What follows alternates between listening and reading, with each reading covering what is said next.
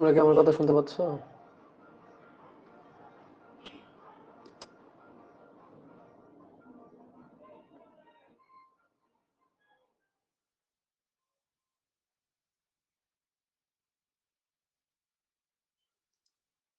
ওকে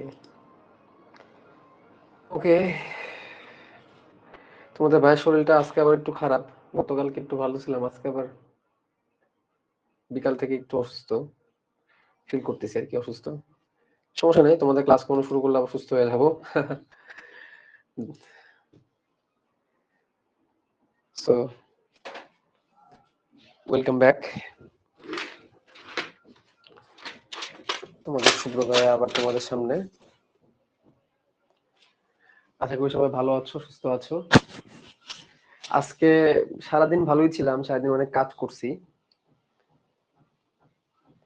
ভাইয়া গত ক্লাস না করে কি এই ক্লাস করা যাবে? যাবে, সমস্যা হবে না।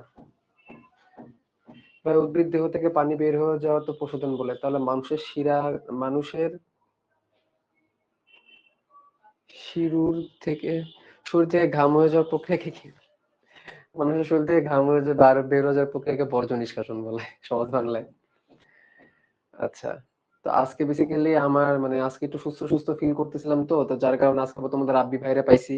তো ওরে পেয়ে আজকে যেটা করছি, একদম ঘরের যত কাজ ছিল, আমার গাছের কাজ থেকে শুরু করে 2-3 দিন ধরে যেগুলো করি নাই, ছাদের মধ্যে গাছ পট্টি লাগানো ছিল, মানে প্রসাধনের টেস্ট ছিল সেটাই, 6 তলা ছাদ। তারপর আমার বারান্দার মধ্যে ওই যে কার্নিভোরাস প্ল্যান্ট গুলো সেগুলো সাজানো, সব আজকে একদিনে করতে গেছি। একদিনে করতে যায় বিকাল বিকাল থেকে শরীর আবার ভস খেয়ে গেছে, শরীরটা খারাপ লাগছে বিকাল থেকে। সমস্যা নাই, ক্লাস চলুক, দেখি কতক্ষণ নিতে পারি, ইনশাল্লাহ। আরেকটা ব্যাপার, সেটা হচ্ছে যে আমাদের কিন্তু সাইকেল 4 শুরু হচ্ছে 5 তারিখ থেকে। তো তোমরা সাইকেল 4 আস্তে আস্তে যুক্ত হয়ে যাও, ঠিক আছে? 5 তারিখে যুক্ত হলেও চলবে, কোনো সমস্যা নাই। তো চলো, আমরা কথা বাড়াবো না, 3 মিনিট হয়ে গেছে, 3 মিনিট অন্য কথা হয়ে গেছে। তো আমাদের মূল মোটিভ হচ্ছে আমাদের ক্লাসের মধ্যে সর্বোচ্চ সংখ্যক পড়া হবে, ঠিক আছে? গল্প কম, পড়া বেশি। গল্প করার জন্য তো আমার ওই যে বায়োমিশন গ্রুপের মধ্যে যে ব্লগ হয়, প্রিমিয়াম ব্লগ, ওই প্রিমিয়াম ব্লগ করবা। আর মনে আছে তো প্রিমিয়াম সাবজেক্ট কোনটা? দা প্রিমিয়াম সাবজেক্ট ইজ বায়োলজি, এটা কিন্তু মনে রাখতে হবে। আচ্ছা, চলো আজকে তোমাদের আমি একটু ফিজিক্স পড়াবো। হ্যাঁ, আজকে একটু ফিজিক্সের কনসেপ্ট গুলো আছে, খুব কাজে লাগবে। সো বায়োলজি হচ্ছে দা প্রিমিয়াম সাবজেক্ট, কেন বলি? কারণ এখানে তুমি সবকিছু, তোমার বায়োলজি মানে বায়োলজিকে সবাই মিলে হেল্প করে, এরকম একটা ব্যাপার আর কি, ঠিক আছে? সো বায়োলজির মধ্যে তুমি কেমিস্ট্রি পাবা, কেমিস্ট্রি এসে বায়োলজিকে হেল্প করতেছে। বায়োলজির মধ্যে তুমি ফিজিক্স পাবা, ফিজিক্স এসে বায়োলজিকে হেল্প করতেছে। বায়োলজি তুমি ম্যাথমেটিক্স পাবা, ম্যাথমেটিক্স এসে বায়োলজিকে হেল্প করতেছে। সো সবকিছু আসলে দিন শেষে বায়োলজিকে হেল্প করতেছে। বায়োলজি সবার প্রথম আসছিল, আমরা ধরে নিতে পারি। কারণ প্রথমে জীব, জীবের সৃষ্টি, তারপরে মানুষ, তারপরে গবেষণা। So biology is one and only, সেই শুরু থেকে এখনো পর্যন্ত আছে এবং ইনশাআল্লাহ থাকবে। সো বায়োলজির মধ্যে কি ফিজিক্স আছে সেটা হলো biophysics. It's also part of biophysics. হ্যাঁ, বায়োফিজিক্স নিয়ে আমরা আজকে আলোচনা করবো, একটু কোঅপারেট করো। আমি হয়তো তোমাদেরকে আগের মতো এন্টারটেইন করতে পারতেছি না, বাট চ্যাপ্টারটা এরকম, এখানে থিওরিটিক্যাল কথাবার্তা বেশি। সো এন্টারটেইন হয়তো তোমাদের আগের মতো করতে পারতেছি না, but I am trying my best তোমাদেরকে একদম বেস্ট টা দেওয়ার জন্য। তো দেখো, এইখানে কি আছে? ইলেকট্রোম্যাগনেটিক স্পেকট্রাম আছে এখানে। ইলেকট্রোম্যাগনেটিক স্পেকট্রাম, ইলেকট্রোম্যাগনেটিক স্পেকট্রামটা আসলে বেসিক্যালি কি? এটা হচ্ছে তড়িৎ চৌম্বকীয় বর্ণালী বলা হয়ে থাকে এটাকে। এটাকে কি বলা হয়ে থাকে? তড়িৎ চৌম্বকীয় বর্ণালী। তো তড়িৎ চৌম্বকীয় বর্ণালীটাকে আমরা কি করি? এটা হচ্ছে, এটাকে আলোর বর্ণালীও বলতে পারি। আমাদের যে আলোটা আছে, সেই আলো যেটা আমরা দেখি মূলত, যেটাকে আমরা দৃশ্যমান বা ভিজিবল লাইট বলি আমরা, ভিজিবল লাইট স্পেকট্রাম, এটা বেসিক্যালি 400 ন্যানোমিটার থেকে শুরু করে 700 ন্যানোমিটার, তো তার থেকে একটু বেশি 760 780 পর্যন্ত। তোমাদের বইয়ের মধ্যে এটাকে 380 থেকে শুরু করে কত বলছে? তোমাদের বইয়ের মধ্যে এটাকে 390 থেকে শুরু করে 760 পর্যন্ত বলছে, বাট এভারেজে আমরা এটা 400 ন্যানোমিটার একটু আগে, খেয়াল করো যে এই জায়গাটা একটু খেয়াল করো, এই জায়গাটায় 400 ন্যানোমিটার একটু আগে, তাহলে আমরা এটাকে 380 বা 390 ধরতেছি, এবং 700 ন্যানোমিটার পরে, 700 ন্যানোমিটারের থেকে একটু পরে এই পোর্শনটাকে আমরা ধরতেছি হচ্ছে ভিজিবল লাইটের পোর্শন, ঠিক আছে? এটাকে আমরা ভিজিবল লাইট বা যেটাকে দৃশ্যমান আলো আমরা যেটাকে বলে থাকি, দৃশ্যমান আলোর বর্ণালী এটাকে বলি। তো বর্ণালী বলতো কি? বর্ণালী মানে হচ্ছে যে লাইট, এই আলোর যে বৈশিষ্ট্যটা আসলে কি? আলোর বৈশিষ্ট্যটা কণাধর্মী, নাকি এটা আহ তরঙ্গধর্মী, এটা নিয়ে কিন্তু অনেক রকমের কিন্তু মানে একটা কনফিউশন ছিল, কিন্তু এটা নিয়ে কিন্তু অনেক মতবাদ দেওয়া হয়েছে। সো লাস্টে এটা বোঝানো হয়েছে যে আলো কখনো কখনো সে কণাধর্মী ফোটন আকারে আচরণ করে, কখনো কখনো সে তরঙ্গধর্মী হিসেবে আচরণ করে, এবং আলো তরঙ্গ ধর্ম আর কণা ধর্ম, আলো তরঙ্গ ধর্ম আর কণা ধর্ম এই দুটাকে একসাথে করে কিন্তু পরবর্তীতে কিন্তু আরো একটা বর্ণনা কিন্তু আসছে, তাই না? ম্যাক্স প্লাঙ্ক সম্ভবত এটা দিছে, যেটাকে কিনা আমরা কি বলি এইচ নিউ দ্বারা প্রকাশ করে। আমার এগুলো মনে নেই, এগুলো ফিজিক্সের ব্যাপার স্যাপার, অনেক ডিপ ব্যাপার স্যাপার। এটা সম্ভবত এটা ম্যাক্স প্লাঙ্কের, এবং সূত্রটা হচ্ছে V equal to H new something কিছু একটা, তাই না? এরকম একটা সূত্র এরকম আছে, যেটা কিনা আলোর কণা ধর্ম আর তরঙ্গ ধর্ম দুটাকে একসাথে করা হয়েছে। তো আমরা যখন বায়োলজিতে ফিরে আসতেছি, সবকিছু কিন্তু আসলে বায়োলজি। দেখো, তুমি এত ফিজিক্স পড়তেছো, তুমি এত কেমিস্ট্রি পড়তেছো, তুমি এত ম্যাথমেটিক্স পড়তেছো, দিন শেষে এটা কিসের কাজে ব্যবহার হচ্ছে, কোন কাজে সেটাকে ব্যবহার করছে, তুমি একটু খেয়াল করো আর কি। কোন কাজে ব্যবহার করা হচ্ছে? তুমি ফিজিক্স আলটিমেট দিন শেষে সেই তো মানুষের কল্যাণে তুমি ব্যবহার করতেছো, মানব কল্যাণে তুমি ব্যবহার করতেছো, মানুষের কোন একটা কাজকে ইজি টু অ্যাক্সেস করার জন্য তুমি এটাকে ব্যবহার করতেছো, এজ করার জন্য, সহজ করার জন্য তুমি এটা করতেছো। তারপরে তুমি কেমিস্ট্রি এত রিঅ্যাকশন বা এত কিছু তুমি যেটা করতেছো, সেটা তো আলটিমেটলি দিন শেষে মানুষকে হেল্প করার জন্যই কেমিক্যাল রিঅ্যাকশন গুলো করতেছো। ম্যাথমেটিক্স মানুষের হেল্প করার জন্য, মানুষের কিসের হেল্প করার জন্য? মানুষের জীবনকে, মানুষের লাইফকে বাঁচানোর জন্য, তাই না? মানুষের লাইফকে ডেভেলপ করার জন্য। দিন শেষে সবাই আসলে বায়োলজিকে হেল্প করতেছে, আমরা এভাবে করে ধরে নিতে পারি। সো ম্যাক্স প্লাঙ্ক চেষ্টা করছে আলো তরঙ্গ ধর্ম কণা ধর্মকে একসাথে করার জন্য, এবং এইখানে এসে আলো তরঙ্গ ধর্ম কণা ধর্ম দুটাকে মিলিয়ে আমরা সালোক সংশ্লেষণটা পড়বো। যখন আমরা আলোর ফোটন বলবো, আলোর ফোটন ফোটন যখন বলবো, তখন আলোর কণা ধর্মটাকে আমরা চিন্তা করবো, যেটা কিনা সালোক সংশ্লেষণের সময় ক্লোরোফিল গুলো গ্রহণ করবে, আলোর ফোটনকে গ্রহণ করবে। আর যখন আমরা এটাকে এই ওয়েভলেন্থ দিয়ে হিসাব করবো, তবে সেটাকে আমরা আলো তরঙ্গ দৈর্ঘ্য হিসেবে, তরঙ্গ দৈর্ঘ্য অর্থাৎ আলো তরঙ্গ ধর্মকে এখানে আমরা বিচার করব। তো তরঙ্গ ধর্মের বিচারে আমরা এখানে দেখতেছি 10⁻18 মিটার থেকে শুরু করে এটাকে আমরা 10⁻3 কিলোমিটার বা 1 কিলোমিটার, 10⁻3 মিটার বা 1 কিলোমিটার পর্যন্ত আমরা এটাকে হিসাব করছি। তাহলে এখানে আমাদের এটাকে অনেক কম থেকে, যেটাকে আমরা গামা রেডিয়েশন বলি, গামা রেডিয়েশনের ওয়েভলেন্থ কিন্তু অনেক কম। গামা রেডিয়েশনের ওয়েভলেন্থ যে 10⁻8 মিটার, এত কম, তার মানে ওয়েভলেন্থটা অনেক কম গামার। সেখান থেকে আস্তে বাড়তে যখন রেডিও ওয়েভ হয়ে গেছে, রেডিও ওয়েভে যায় সেটা 1 মিটার বা 1 কিলোমিটার তরঙ্গ দৈর্ঘ্য বিশিষ্ট, অর্থাৎ তরঙ্গ দৈর্ঘ্যের যে মাত্রাটা 1 কিলোমিটার পর্যন্ত চলে যাচ্ছে। তাহলে আস্তে আস্তে তরঙ্গ দৈর্ঘ্য বাড়তেছে। তরঙ্গ দৈর্ঘ্যটা কি? তরঙ্গ দৈর্ঘ্যটা বুঝলাম যে এটাকে, যেটাকে আমরা বুঝি এটাকে, ঠিক আছে? এটাকে তুমি যদি আবার একটু এরকম করো, একসাথে দুটাকে মিলাই দাও, তারপর দেখবে এটা ডিএনএ হয়ে যাবে, ঠিক আছে? তা আমি তোমাকে আবার সহজভাবে এটা দেখাই। তো আলো তরঙ্গ দৈর্ঘ্য দ্বারা আমরা এইভাবে হিসাব করতেছি। আস্তে আস্তে তরঙ্গ দৈর্ঘ্য এরকম বাড়তেছে, তাই না? তরঙ্গ দৈর্ঘ্য আস্তে আস্তে এরকম বাড়ে। তো এটাকে তুমি এভাবে ডিএনএ হিসেবে চিন্তা করো। এভাবে তুমি ইজিলি দুটো তরঙ্গকে একসাথে মিলালে তুমি কিন্তু ডিএনএ পেয়ে যেতে পারো। তাহলে যে তরঙ্গ দৈর্ঘ্যের যে কনসেপ্টটা, তরঙ্গ দৈর্ঘ্য কনসেপ্টটা আসে কোন জায়গা থেকে? ডিএনএ থেকে আসে, বুঝছো? তার মানে কি বায়োলজি প্রথম, তারপরে তুমি ম্যাথ ফিজিক্স অন্য কিছু যাইছে তাই আনতে থাকো না। দুটো তরঙ্গকে একসাথে করো, দেখবা বায়োলজি হয়ে গেছে। বা বায়োলজি ডিএনএ কে দুটোকে আলাদা করে দেখো দুটো তরঙ্গ পেয়ে গেছে। এইখান থেকে এবারে সাইন কস, তারপরে হচ্ছে এরকম করে আমরা অনেক কিছু বানাই, এই বানাই সেই বানাই। তো দিন শেষে দেখো এই যে এই ডিএনএ সুতাগুলোরা আলাদা করেই পরে এগুলা পাইছে। ঠিক আছে? ডিএনএ দুটো সুতাকে আলাদা করে দিয়েছে, আলাদা করে দেখে সাইন কস ট্যান অনেক কিছু হয়ে গেছে। হোয়াটএভার, মজা করলাম। তো খেয়াল করো, এই যে পোর্শনটা, এই পোর্শনের মধ্যে অল্প একটু পোর্শন এখানে আছে, ছোট্ট একটা পোর্শন এখানে আছে, আর বাকি পুরোটাই কালো। খেয়াল করো, এখানে ছোট্ট একটা পোর্শন এখানে অনেক কালারফুল, ছোট্ট একটু জায়গা এখানে, অল্প একটু জায়গা অনেক কালারফুল, আর বাকি পুরোটাই হচ্ছে ব্ল্যাক। ব্ল্যাক কেন? কারণ ব্ল্যাক হচ্ছে আমরা এই তরঙ্গ দৈর্ঘ্যটা আমাদের চোখে দেখতে পারে না। আমাদের দৃশ্যমান আলো তরঙ্গ দৈর্ঘ্য যেটা, সেটা কিনা 390 থেকে শুরু করে 760 পর্যন্ত ধরা হচ্ছে তোমাদের বায়োলজি বইয়ের মধ্যে আর কি।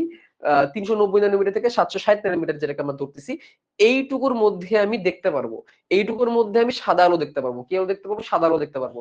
তারপরে তুমি 700-700 পরে তুমি আরো সামনে আগাতে থাকো, যেটা পাবা 700 পর পরে যেটা পাবা সেটা হচ্ছে ইনফ্রারেড বা অবলোহিত। বা তুমি 380 বা 400 আগে যাও, 400 আগে গেলে ইউভি পাবা, আল্ট্রাভায়োলেট পাবা। তার মানে ব্যাপারটা হচ্ছে ইউভি, তারপরে হচ্ছে ভিজিবল, আর তারপর হচ্ছে আইআর। ইউভি, ভিজিবল, আইআর, এভাবে আমরা তরঙ্গ দৈর্ঘ্যটাকে আমরা হিসাব করতেছি। ওকে, এবং দেখো ইউভি তে যখন আছে তখন তরঙ্গ দৈর্ঘ্যটা তখন কি কম, তারপরে আস্তে আস্তে আস্তে বাড়তে বাড়তে আইআর এ যে আরো বাড়ছে, এভাবে করে কিন্তু তরঙ্গ দৈর্ঘ্য বাড়ছে, তরঙ্গ দৈর্ঘ্যটা কিন্তু বাড়ছে, এখানে কিন্তু কম ছিল। তাহলে ইউভি থেকে ভিজিবল, ভিজিবল থেকে আইআর। এখন ইউভি পোর্শনে যেটা আছে সেটাকে আমরা দেখতে পারি না, ইউভি পোর্শনে যেটা আছে সেটা আমরা দেখতে পাই না, আমাদের চোখ সেটাকে দেখার ক্ষমতা রাখে না। ভিজিবলে যে ভিজিবল পোর্শনটার মধ্যে কিন্তু আমরা দেখতে পারতেছি। আর এই ভিজিবল পোর্শনে তরঙ্গ দৈর্ঘ্যটা তোমাদের বইয়ের ইয়ে অনুসারে 300 ন্যানোমিটার থেকে 390 ন্যানোমিটার থেকে 700, এটাকে আমরা 760 according to our book 760 nanometre মতো আমরা হিসাবটা করতেছি। এবং এই পোর্শনের যে আলোটা, এই পোর্শনের আলোটা আমরা সাদা হিসেবে ধরে রাখি। কি হিসেবে ধরে আমরা? সাদা আলো, হোয়াইট লাইট হিসেবে এটাকে আমরা ধরি। এগুলো কি বুঝতেছি আমরা একটু?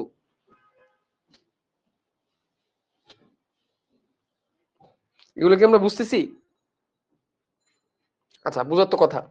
তো সাদা আলো ধরি। এখন এই সাদা আলোটাকে যদি এখন আমরা একটা প্রিজমের মধ্যে নিই, সাদা আলোটাকে যদি আমি প্রিজমের মধ্যে নিই, প্রিজমের স্ট্রাকচারটা এমন ভাবে রাখা, ঠিক আছে, প্রিজমের স্ট্রাকচারটা এমন ভাবে রাখা যে ওটার ভিতর থেকে যদি আমি একটা কমপ্লেক্স লাইট, সাদা আলো তো বেসিক্যালি 7টা আলো সমাহার প্রবেশ করাই, তাহলে ব্যাপারটা তখন কি হবে? তখন সেটা 7টা বর্ণে ভাগ হয়ে যাবে, 7টা আলোতে ভাগ হয়ে যাবে। কেন 7টা আলোতে ভাগ হয়ে যাবে? কারণ নর্মাল যে যে আমরা হোয়াইট লাইট বা সাদা আলো যেটাকে আমরা বলতেছি, সেই সাদা আলোটা বেসিক্যালি কি 7টা আলো সমাহার। কয়টা আলো সমাহার? 7টা আলো সমাহার। তাহলে কি কি 7টা আলো আমরা এখানে পাবো? এখানে আমরা যে 7টা আলো পাবো সেটাকে আমরা ভিবজিওর ভিবজিওর দিয়ে আমরা প্রকাশ করি, ভিবজিওর দিয়ে আমরা প্রকাশ করি। ঠিক আছে, এখানে কি আমরা পাবো সেই 7টা কি আমরা পাবো? তাহলে প্রথমে আমরা ভায়োলেট পাই। ভায়োলেট মানে কি? ভায়োলেট মানে হচ্ছে বেগুনি। তারপরে হচ্ছে আহ তারপরে কি ভি ওয়াই, বেনি, এরপর তো নীল, নীল, নীল, নীলের জন্য আমরা ব্লু ইউজ করি, বেনি, তারপরে আসমানি। একটা মিনিট,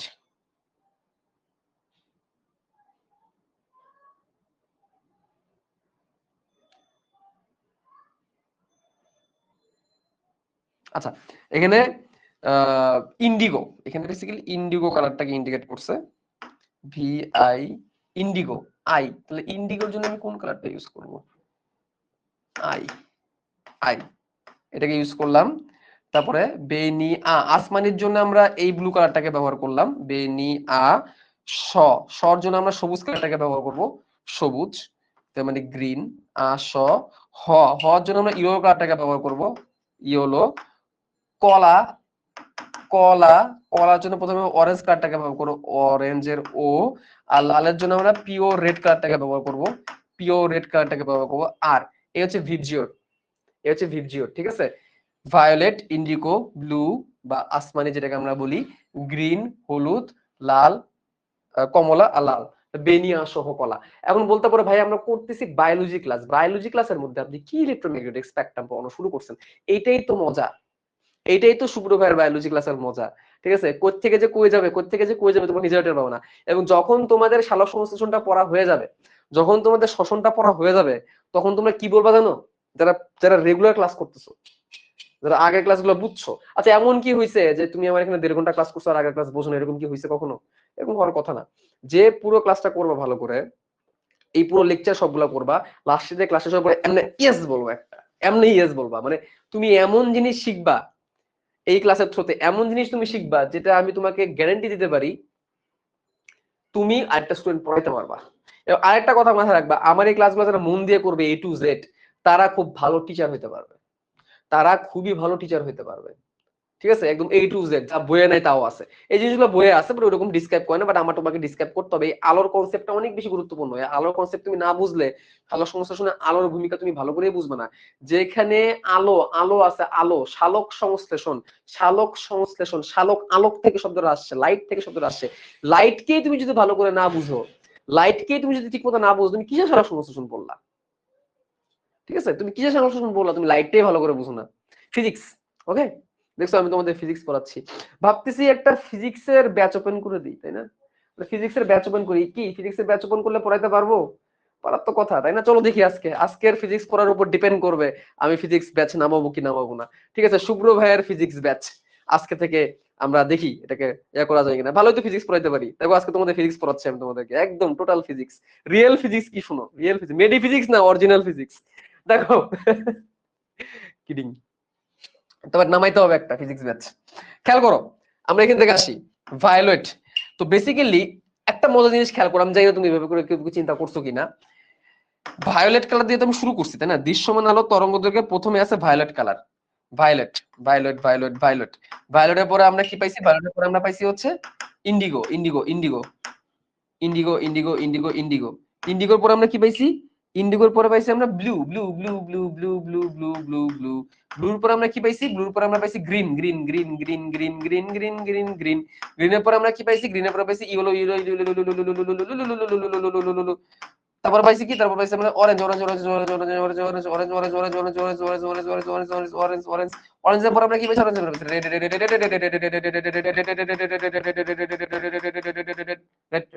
এই হচ্ছে ইলেকট্রোম্যাগনেটিক স্পেকট্রামটা। কত সুন্দর স্পেকট্রাম তৈরি হয়েছে, এটা দেখছো? সুন্দর লাগতেছে না একটা? হ্যাঁ,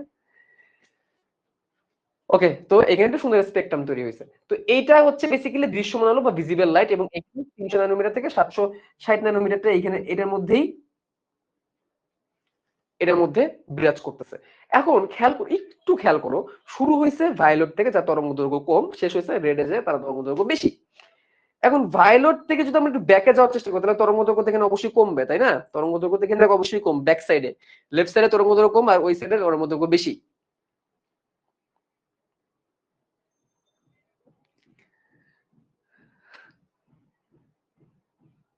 আচ্ছা, তো এইখানে জিনিস খেয়াল করো, ভায়োলেট ভায়োলেট দৃশ্যমান আলোর মধ্যে ভায়োলেটটা আগে ছিল। ভায়োলেটের আগে যে পোর্শনটা ছিল এটা ইউভি। ভায়োলেটের আগে যে পোর্শনটা ছিল সেটা হচ্ছে UV UV UV, ultra violet. UV মানে কি? Ultra violet.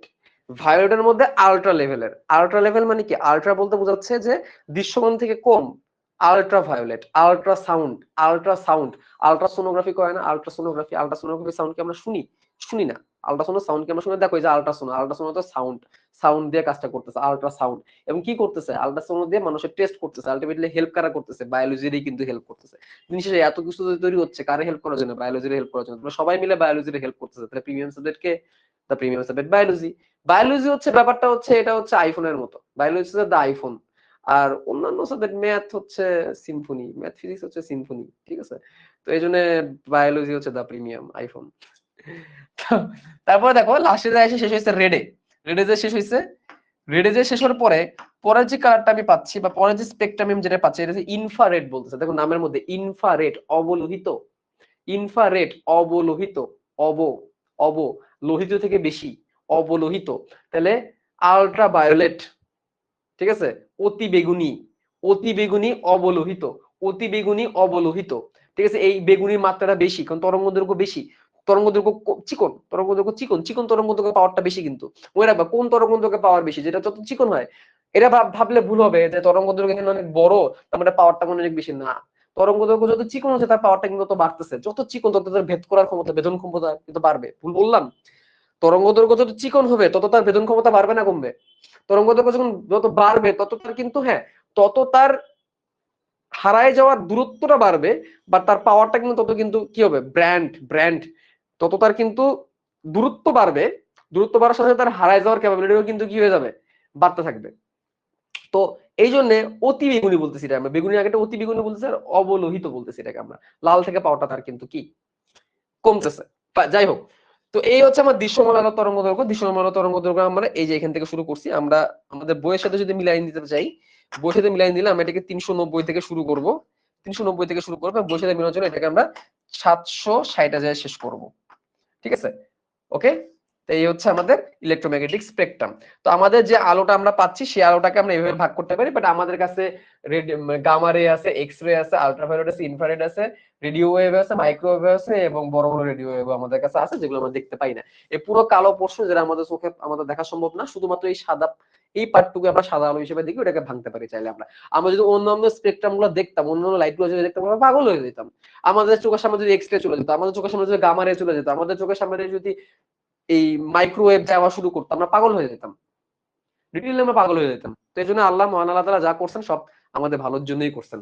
তো এই পার্টটুকু ক্লিয়ার কিনা, এই স্পেকট্রামের পার্টটা ক্লিয়ার করা। এখন কথা হচ্ছে ভাইয়া আপনি স্পেকট্রাম কেন পড়াইতেছেন, এগুলো পরে আমাদের হবেটা কি? এই 400 থেকে 700 ন্যানোমিটারের মধ্যে অনেক বহু ঘটনা কিছু ঘটে। এই 400 ন্যানোমিটার থেকে এই 400 ন্যানোমিটার থেকে এই 700 ন্যানোমিটার পর্যন্ত এমন কিছু ঘটনা আমাদের আছে যেটা কিনা আমাদের সালোক সংশ্লেষণে প্রত্যক্ষভাবে হেল্প করবে, নট পরোক্ষ, প্রত্যক্ষভাবে হেল্প করবে, প্রত্যক্ষভাবে হেল্প করবে। সেখানে আমরা ঢুকতে যাচ্ছি। ওই কনসেপ্ট গুলো বোঝার জন্য আমাদের এই জিনিসটা জানা দরকার ছিল, এই ভিডিওর জিনিসটা আমাদের বোঝা উচিত ছিল। ওকে, এখন দেখো আমরা ক্লোরোফিল এ আমরা কি কি পিগমেন্ট পাইছি, আমরা পিগমেন্ট গুলো কি কি পাইছি, এটা আমরা ক্লোরোফিল মানে ক্লোরোপ্লাস্টের মধ্যে থাকে। আমরা ক্লোরোফিল এ পাইছি, আমরা ক্লোরোফিল বি পাইছি, এই দুটোকে আমরা কমনলি আলোচনা করি, বাকিগুলো আমাদের ওইভাবে করে আলোচনা করা প্রয়োজন পড়ে না। আমরা বেটা ক্যারোটিন পাইছি, বেটা ক্যারোটিন, আমরা বেটা ক্যারোটিন পাইছি, আমরা জ্যান্থোফিল পাইছি, আমরা জ্যান্থোফিল পাইছি, এগুলো হচ্ছে পিগমেন্টস। এই পিগমেন্ট গুলো কি করে, এই পিগমেন্ট গুলোর মেইন কাজ কি, এই পিগমেন্ট গুলো কোথায় আছে ভাইয়া? এই পিগমেন্ট গুলা আমরা যদি আগের ইয়েতে চলে যাই, বুঝতেছো কি আমার কথাগুলা? আমি অনেক স্লো আগাচ্ছি এই চ্যাপ্টারটা, বাট আমি স্লো আগাইলেও আমি তোমাদেরকে ম্যাক্সিমামটা দেওয়ার চেষ্টা করতেছি, এজন্য আমি স্লো, বাট আমি স্লো হইলেও হ্যাপি, কারণ তোমরা বুঝতে পারতেছো।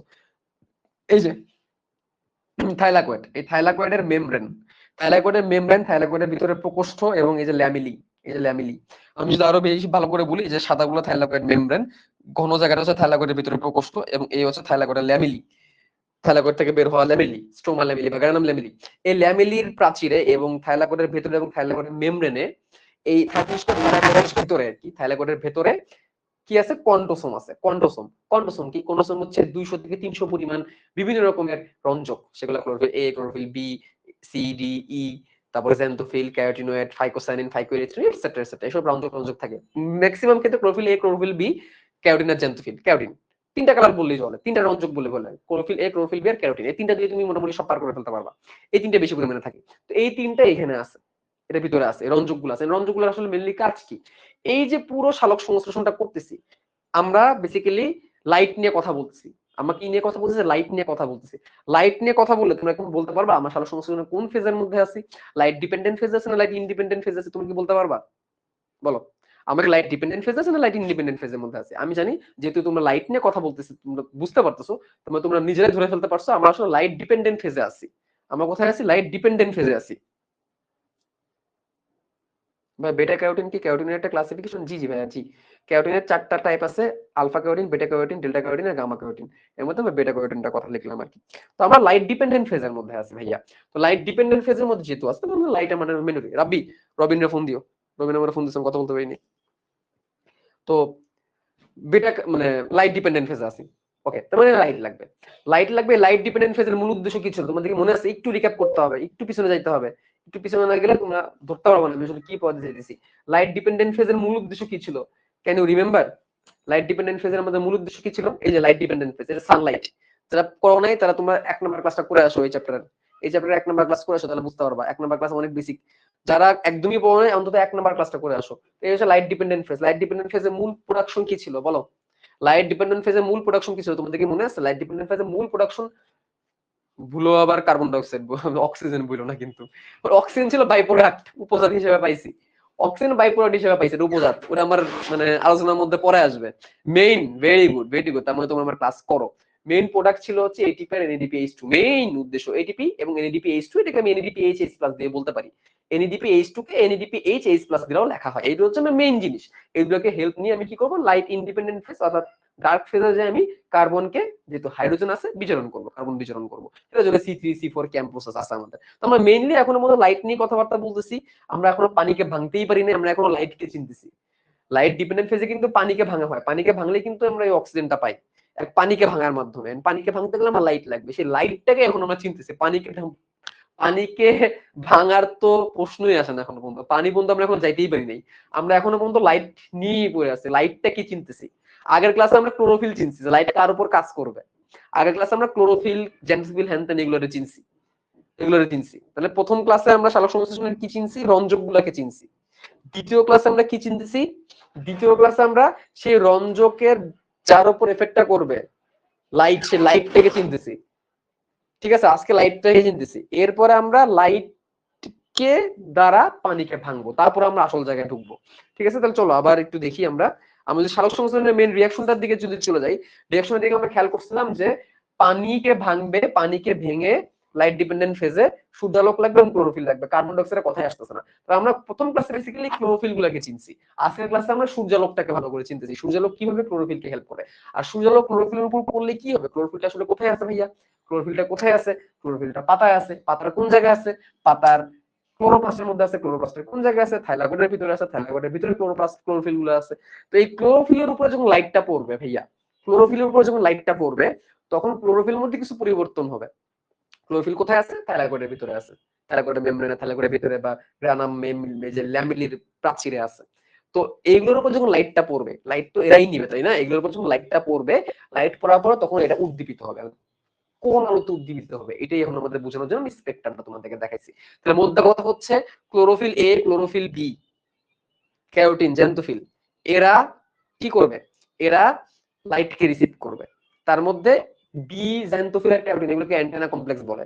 ডিরেক্ট বিক্রিয়া কে করে বলো, এই যে এত রকমের রঞ্জক যে নাম আমরা পড়ছি গতকালকে, গতকালকে যে এত রকমের রঞ্জকের নাম আমরা পড়ছি, এর মধ্যে কোন ব্যক্তিটা বলো তো, এই যে এতগুলো রঞ্জক, ফাইকোএরিথ্রিন, ফাইকোসায়ানিন, তারপরে অ্যালোফাইকোসায়ানিন, তারপরে alpha carotene, beta carotene, delta carotene, gamma carotene, xanthophyll, তারপরে chlorophyll A, chlorophyll B, chlorophyll C, chlorophyll D, chlorophyll E, bacteria chlorophyll, এতগুলার মধ্যে রিয়াকশন করতে পারে কোন ব্যক্তি, কোন ব্যক্তি রিয়াকশন করতে পারে, সরাসরি হেল্প করতে পারে কোন ব্যক্তি, অনলি ক্লোরোফিল এ। শুধুমাত্র ক্লোরোফিল এসে সরাসরি রিয়াকশন করতে পারবে, বাকি রিয়াকশন করতে পারবে না। তাহলে বাকিদেরকে কি নামে ডাকতেছি আমরা, মনে কি আছে, বাকিদেরকে আমরা কি নামে ডাকি, এই যে B C D E, alpha beta delta gamma, phyco টাইকো টাইকো, এগুলো কি নামে ডাকি, এগুলোকে আমরা একটা ছোট্ট সুন্দর নামে ডাকি, খুবই কিউট একটা নামে ডাকি। তারা বেসিক্যালি রিসিভার হিসেবে কাজ করে, রিসিভ করে ক্লোরোফিল এ কে তারা সাপোর্ট করে, তাদেরকে আমরা অ্যান্টেনা কমপ্লেক্স নামে ডাকি। কি নামে ডাকি আমরা, অ্যান্টেনা কমপ্লেক্স নামে ডাকি। মানে বাকি সবাই অ্যান্টেনা হিসেবে কাজ করতেছে, অ্যান্টেনা হিসেবে কাজ করতেছে, লাইটকে নিবে, লাইটকে নিবে, নিয়ে ধপাক করে কার কাছে পাঠাবে, ক্লোরোফিল এর কাছে পাঠাবে। ক্লোরোফিল এ কি করবে, ক্লোরোফিল এর কাছে যখন লাইটটা যাবে তখন ক্লোরোফিল এর যে অণুগুলো আছে, ক্লোরোফিল রাসায়নিক যৌগ, এটা রাসায়নিক যৌগ, তার থেকে ইলেকট্রন বিচ্যুত হবে, তার থেকে ইলেকট্রন অন্যটা কক্ষপথে, মানে ইলেকট্রনের একটা মুভমেন্ট হবে। ইলেকট্রনের মুভমেন্ট যখন হবে তখন একটা বর্ণালী, তখন এই বর্ণালী তৈরি হবে, বা তখন একটা শক্তি স্তরের একটা ব্যাপার স্যাপার আসবে, সেটাও তোমাদেরকে বলবো। আজকে কেমিস্ট্রিতেও যাবো, আজকে এক ক্লাসে ফিজিক্স, কেমিস্ট্রি, ম্যাথ সব পড়াই দেবো তোমাদেরকে। ঠিক আছে, তারপরে বইলো প্রিমিয়াম সাবজেক্ট বা প্রিমিয়াম সাবজেক্ট কোনটা। ঠিক আছে, তো বেসিক্যালি কি হচ্ছে, ক্লোরোফিল, ক্লোরোফিল অণু, chlorophyll B C D E এবং অলসো এ, তারা লাইটটাকে রিসিভ করবে। এই লাইটটাকে রিসিভ করার জন্য, এই লাইটটাকে রিসিভ করার জন্য একটা স্পেকট্রাম দরকার, এই স্পেকট্রামের নলেজটা আমাদের জানা দরকার। ঠিক আছে, এই জন্য আমি তোমাদেরকে এটা দেখাইলাম যে এই যে আমাদের light VIBGYOR, violet, indigo, blue, green, yellow, orange and red, এই যে স্পেকট্রামটা তোমাদের দেখাইলাম সুন্দর করে, দেখো রংধনু 7টা রং এখানে আছে। এই যে স্পেকট্রাম যেটা তোমাদেরকে দেখাইছি, এই স্পেকট্রামের মধ্যে স্পেসিফিক কিছু পোরশন আছে, তারাই তারাই উদ্দীপিত করতে পারে। এখন কি তোমরা বুঝতে পারছো, মানে ব্যাপারটা হচ্ছে এরকম যে একটা ব্যক্তি ঘুমায় আছে, সে কারো ডাকে ওঠে না, তার শুধুমাত্র দুজন ব্যক্তি আছে, দুজন ব্যক্তির ডাকে সে উঠবে, একজন হচ্ছে তার মা, একজন হচ্ছে তার বউ। তার মারে আর বউরে আনতে হবে ডাইকা। মানে ধরো সে ব্যক্তিটাকে, সে ব্যক্তি হচ্ছে, ধরো সে দমকল বাহিনীর এক লোক, ধরো একটা গ্রামে আগুন লাগছে, এক দমকল বাহিনীর এক লোক আছে, ফায়ার সার্ভিসের, সে সবসময় ঘুমায় থাকে, আগুন লাগলে সে উঠে আগুন নিবে। এখন ঘুম থেকে উঠানোর উপায় কি, ঘুম থেকে উঠানোর উপায় হচ্ছে হয় তার বউ এসে ডাকতে হবে, অথবা তার মা এসে ডাকতে হবে। তাহলে বউর আর মায়ের এনে তুমি যদি দেখাই যাবে, তাহলে সে উঠবে, তারপর সে এখন আগুন নিয়ে হইতে যাবে। ব্যাপারটা হচ্ছে এরকম যে তোমার কাছে chlorophyll A B C D E, alpha beta gamma delta সবই আছে তোমার কাছে, এদেরকে দ্বারা তুমি উদ্দীপিত করবা, এদেরকে থেকে তুমি ইলেকট্রন নিক্ষিপ্ত করবে, ইলেকট্রন নিক্ষেপের ফলে ইলেকট্রনের একটা আদান প্রদান হবে, একটা ইলেকট্রনের একটা যাওয়া আসা হবে, এর ফলে তোমার শক্তি তৈরি হবে, যে শক্তিতে তুমি পরবর্তীতে পানি ভাঙবা, এই শক্তিতে তুমি পরবর্তীতে এটিপি তৈরি করবা, ওটা পরের হিসাব। আগে তোমাকে কি করতে হবে, ক্লোরোফিল গুলোকে উদ্দীপিত করতে হবে। এই ক্লোরোফিল উদ্দীপিত করতে গেলে কি লাগবে, আলো লাগবে, কারণ ক্লোরোফিল গুলা আলোক সক্রিয়, আলো লাগবে। কোন আলো লাগবে, কোন আলোতে এরা কাজ করে, সেটার জন্য আমরা স্পেকট্রামটা পড়তেছি, এটার জন্য আমরা কি পড়তেছি, এই লাইটের স্পেকট্রামটা পড়তেছি। বলে রাখা ভালো, আমাদের সূর্যের আলো থেকে যা আলো পড়ে, সূর্যের আলো থেকে যা আসে 83% ক্লোরোপ্লাস্ট শোষিত করে, 83% কি করে, ক্লোরোপ্লাস্ট শোষিত করে, 12% বায়ুমণ্ডলে প্রতিফলিত হয় এবং 5% ভূমিতে চলে যায়। তোমাদের বইয়ে লেখা, এগুলো বইয়ের লেখা পড়তেছি। ঠিক আছে, আর 0.5 থেকে 3.5% ক্লোরোফিল কর্তৃক শোষিত হয়, বাকি সব নষ্ট হয়। তার মানে হচ্ছে যে আলো পাতার উপর পড়তেছে তার মধ্যে 0.5 থেকে 3.5% খালি ব্যবহার হচ্ছে, বাকি সব নষ্ট হচ্ছে। তার মানে কি, সূর্য আলো যা আসে গাছের পাতা বা উদ্ভিদের খুব অল্প পরিমাণ ব্যবহার করতে পারে, ম্যাক্সিমাম পার্টই কিন্তু ওয়েস্ট হয়ে যায়, এই কথা একটু জেনে রাখো।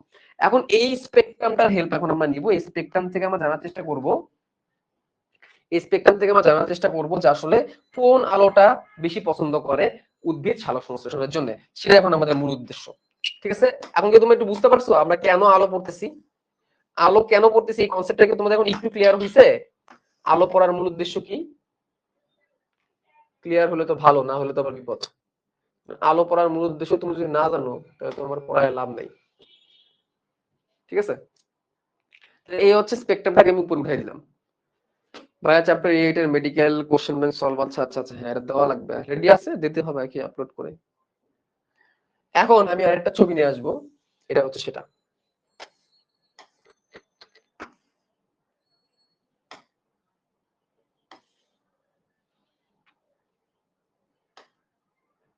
আরেকটা স্পেকট্রাম আমি এখানে নিয়ে আসছি, এটা স্পেকট্রাম না বেসিক্যালি, এটা স্পেকট্রাম না, এটা মূলত হচ্ছে কোন লাইট গুলোকে সে বেশি পছন্দ করে তার একটা বর্ণনা। ঠিক আছে, কোন লাইট গুলোকে সে বেশি পছন্দ করে। খেয়াল করে দেখো এখানেও 400 না বলে আমি এখানে 390 বলি, 390 থেকে শুরু করে এখানে 760 পর্যন্ত আমি ধরে দিলাম আছে তোমাদের বইয়ের সাথে মিলানোর জন্য, ন্যানোমিটার তরঙ্গদৈর্ঘ্য এখানে আছে। এখন এইখানে বেশ কয়েকটা পিগমেন্টের নাম এখানে লিখছে, যেমন ধরো ক্লোরোফিল এ, যেটা কিন্তু মেজর পিগমেন্ট ক্লোরোফিল এ সে আছে। তারপর হচ্ছে ক্লোরোফিল বি পিগমেন্টটাও আছে, ক্লোরোফিল এ আছে, ক্লোরোফিল বি আছে। তারপর হচ্ছে এখানে আমার বেটা ক্যারোটিন আছে, বেটা ক্যারোটিনটা অরেঞ্জ কালার, এই কয়টা কালারই মনে রাখো। খেয়াল করো ক্লোরোফিল এ এর কথাটাই যদি আমরা চিন্তা করি আর ক্লোরোফিল বি এর কথা যদি চিন্তা করি, ক্লোরোফিল এটা এই যে একদম সবুজ যে কালারটা, এই যে সবুজ কালারটা, এই কালার মানে এতটুকু পোর্শনের মধ্যে খেয়াল করো, বেগুনিয়ান নীল, বেগুলিয়ান নীল, আকাশ পর্যন্ত ওরা যায় নাই, বেগুলিয়ান নীল, এই পোর্শনটুকুর মধ্যেই ক্লোরোফিল এ বেশি উদ্দীপিত হয়েছে। এবং তারপরে যে আবার এখানে কমলা লালের মধ্যে ক্লোরোফিল এ ভালো কাজ করছে, বাকি পোর্শনে কিন্তু ক্লোরোফিল এ কাজ করে নাই খুব বেশি একটা উদ্দীপিত হয় না। তার মানে কি তোমাকে বেগুনি নীল কমলা লাল এই পোর্শনের আলো, এতটুকু আলো দিয়ে তুমি ক্লোরোফিল এ কে উদ্দীপিত করতে পারবা। তারপর ক্লোরোফিল বি দিকে খেয়াল করো, সে একদম বেগুনি নীল থেকে শুরু করে একদম আসমানি পর্যন্ত গেছে, অল্প একটু সবুজও নিছে, নিয়ে যে এখানে আবার সেই কমলা লালের মধ্যে সীমাবদ্ধ হয়েছে। তুমি যদি ক্যারোটিনের কথা বলো, ক্যারোটিনের একই অবস্থা, সে বেগুনি নীল থেকে শুরু করে মোটামুটি সে সবুজ পর্যন্ত নিছে, নিয়ে তারপর যে স্টাপ হয়ে গেছে, এরপরে সে আর উঠেই নাই। এবং বাকিগুলো এই টু পোর্শনের মধ্যে বেনি কলা, বেনি কলা, তাহলে আমরা এখানে বলতে পারি বে কলা, এই বেনি কলা এই পোর্শনটুকুর মধ্যেই লিখবো, যেমন সুন্দর করেই লিখি, প্রশ্নটা কি বেনি কলা, বে নি কলা,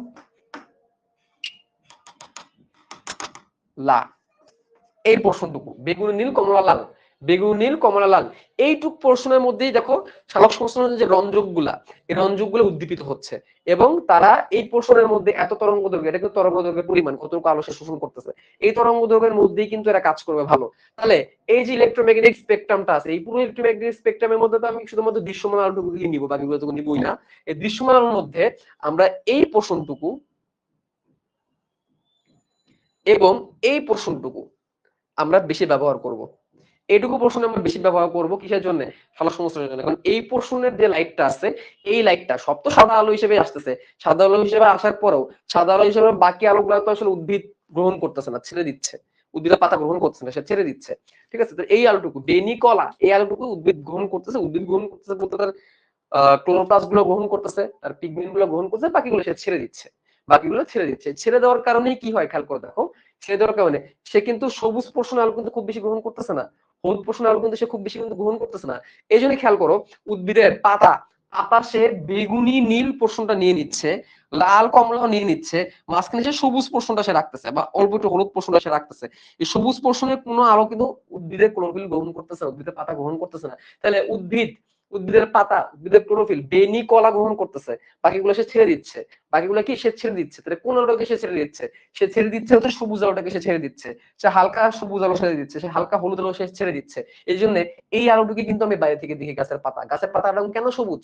গাছের পাতার রং কেন সবুজ এখন কি তোমরা ব্যাখ্যা করতে পারবা? ফিজিক্সের সাহায্যে তোমরা কি ব্যাখ্যা করতে পারবে বায়োলজিটাকে? গাছের পাতার রং সবুজ কারণ পাতার মধ্যে যে ক্লোরোফিল আছে বিভিন্ন রকমের রঞ্জক আছে, তার ম্যাক্সিমাম ক্ষেত্রে ক্লোরোফিল রঞ্জকই বেশি থাকে। এই ক্লোরোফিলটা কি করে বেনি কলা এই পোষণগুলোর মধ্যে সে উদ্দীপিত বেশি হয়, এই পোষণের আলোটা সে বেশি গ্রহণ করে, বাকি আলোটাকে সে ছেড়ে দেয়। সেই ছেড়ে দেওয়ার কারণে ইন্ডিগো সরি আকাশি, সবুজ এবং হলুদ, বিশেষ করে সবুজ পোষণটা অনেক বেশি পরিমাণে থাকে। খেয়াল করে দেখো সবুজ পোষণটা অনেক বেশি পরিমাণে থাকে। এই যে সবুজ আলোটাকে সে ছেড়ে দেয়, সবুজ আলোটাকে ছেড়ে দেয় বলে গাছের পাতার রং আমরা কি দেখি? সবুজ দেখি। ক্লিয়ার? ডান? দেখো আমরা কি শিখে ফেললাম?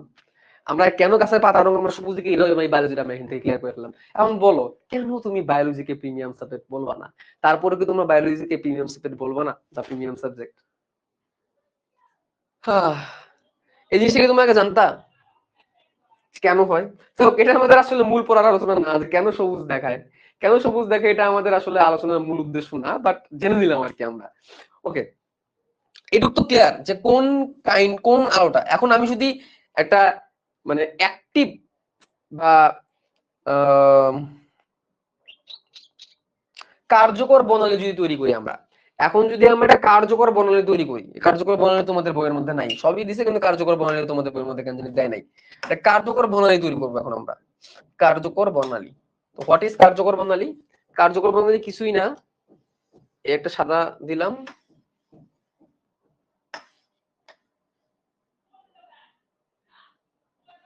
এই একটা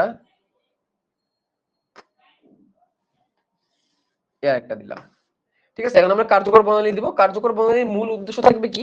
এখানে মূল উদ্দেশ্য থাকবে হচ্ছে নিচে থাকবে হচ্ছে ওয়েভলেন্থ ন্যানোমিটারে, নিচে থাকবে হচ্ছে ওয়েভলেন্থ, ওয়েভ LENGTH ওয়েভলেন্থ, আর উপরে থাকবে হচ্ছে অ্যাবজর্পশন, অ্যাবজর্পশন লাইট অ্যাবজর্পশন, যে কতটুকু লাইট সে অ্যাবজর্ব করতেছে। এবং ওয়েভলেন্থ আমার এখানে শুরু হয়েছে কিভাবে? ওয়েভলেন্থ এখানে আমার শুরু হয়েছে বেগুনি ওয়েভলেন্থ 400 ন্যানোমিটার দিয়ে।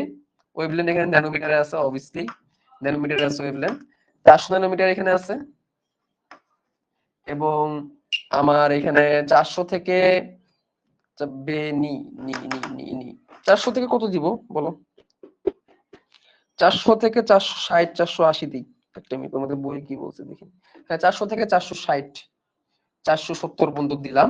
আর এইখানে আমরা ওয়েভলেন্থটা 600 থেকে 700 পর্যন্ত দিলাম। 600 থেকে 700 পর্যন্ত দিলাম। 700 পর্যন্ত ওয়েভলেন্থ দিলাম আমরা। এই যে ওয়েভলেন্থটুকু দিলাম।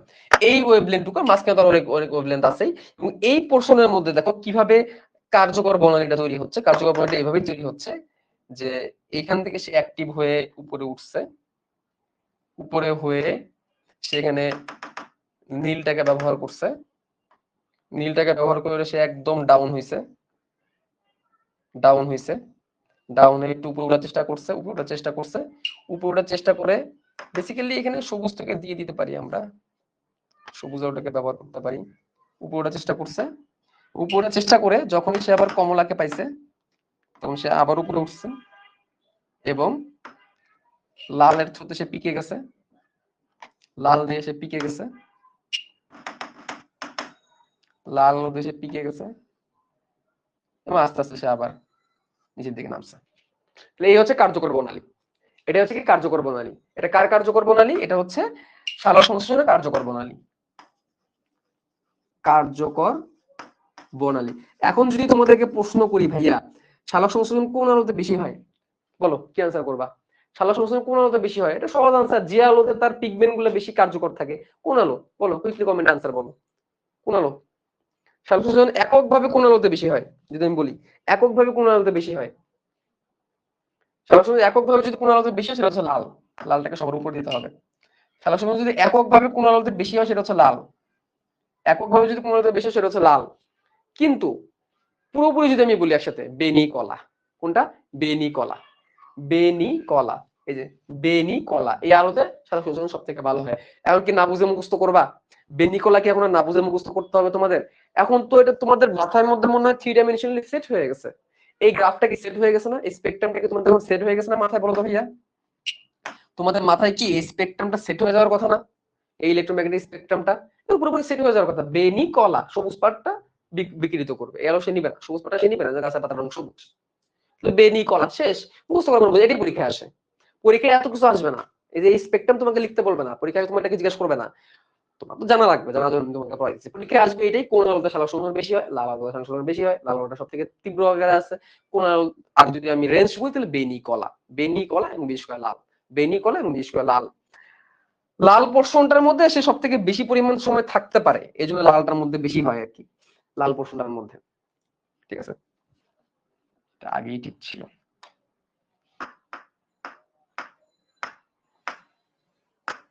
লাল পোর্শনটার মধ্যে বেশি হয়, লাল পোর্শনটার মধ্যে সে বেশিক্ষণ ওয়েট করতে পারে, আর মেইনলি হচ্ছে বেনি কলা, মেইনলি হচ্ছে বেনি কলা। ওকে, তাহলে আমার মনে হয় এই জিনিসটা তোমাদের আর মুখস্থ করা লাগবে না এবং মুখস্থ করার চেষ্টা করবাও না।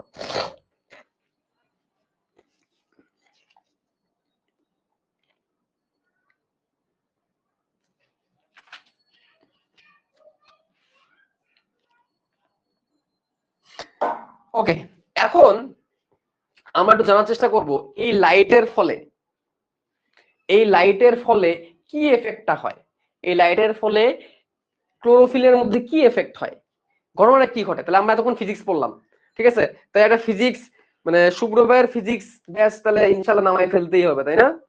শুভ্র ভাইয়ের ফিজিক্স ব্যাচ। এবার এবার তোমাদের কেমিস্ট্রিতে যাব আমরা। এবার আমরা কোথায় যাব? কেমিস্ট্রি। কক্ষপথের কথা মনে আছে? কক্ষপথ, কক্ষপথের নলেজ এখন তোমাদের কাজে আসবে, কক্ষপথের নলেজ। ঠিক আছে, আলোক বর্ণালী তোমরা পড়েই ফেলছি। এবার শক্তি স্তর, এক শক্তি স্তর থেকে আরেক শক্তি স্তরে আলো যে যায়, এটা কিভাবে হয় খেয়াল করো। এই স্পেকট্রামটা আমাদের বোঝা হয়ে গেছে। এবার আমরা যেটা খেয়াল করব, ধরো একটা পরমাণু, তার প্রোটন আর নিউট্রন এখানে আছে, প্রোটন আর নিউট্রন আছে এখানে, তার কক্ষপথ তাকাবো এখন আমরা।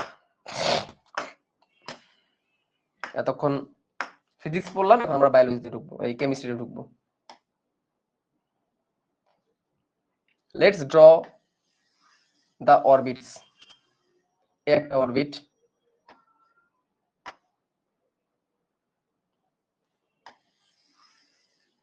একটা অরবিট,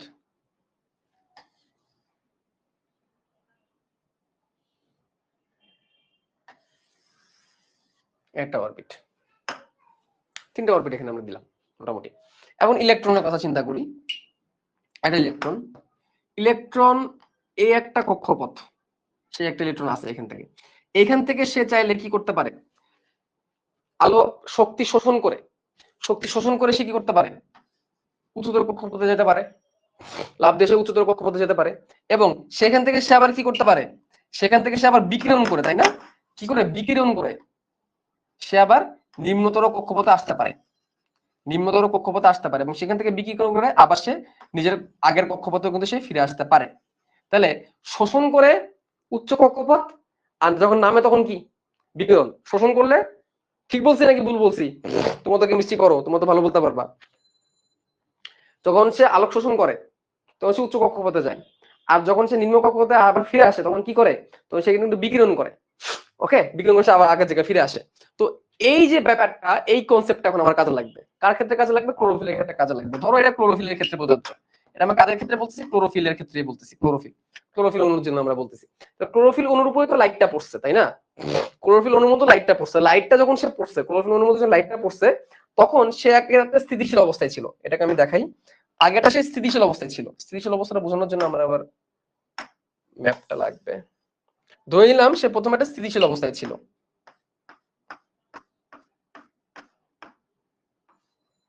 এরকম একটা স্থিতিশীল অবস্থায় আগে ছিল সে। তো এই স্থিতিশীল অবস্থায় ক্লোরোফিলটাকে আমি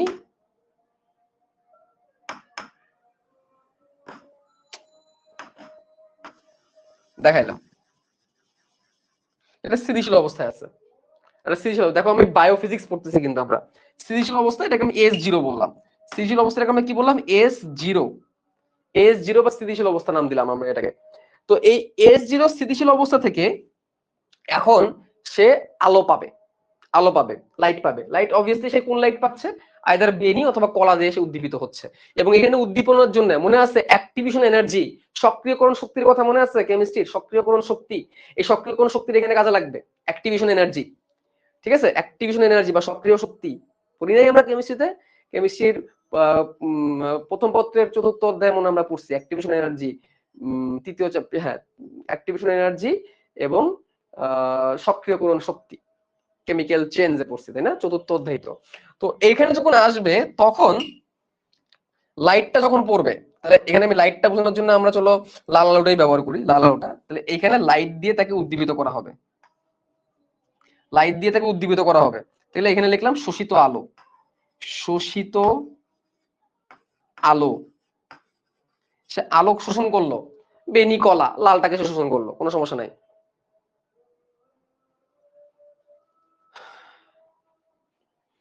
আলো নিল, নেওয়ার পর এখন যেটা হবে সে স্থিতিশীল অবস্থায় আছে। S0 মানে স্থিতিশীল অবস্থা, স্থিতিশীল অবস্থা, স্থিতিশীল, স্থিতিশীল, স্থিতিশীল অবস্থা মানে বুঝছো তো, মানে সে তার কক্ষপথে, আদর্শ কক্ষপথে সে বসবাস করতেছে। তার ফার্স্ট আদর্শ কক্ষপথে সেই ইলেকট্রনটা আছে, কোনো চেঞ্জ নাই, ক্লোরোফিলের মধ্যে কোনো চেঞ্জ আসে নাই। বাট যখনই তার মধ্যে আলো আসবে, যখনই তার মধ্যে আলো আসবে, আলো আসার সাথে সে উদ্দীপিত হবে। আলো আসার সাথে সাথে সে কি হবে? উদ্দীপিত হবে। উদ্দীপিত হয়ে ধরো সে একটা স্পেকট্রামটা এমন ভাবে তৈরি করলো সে উপর দিকে চলে যাবে। সে কি হবে? উপর দিকে যাবে।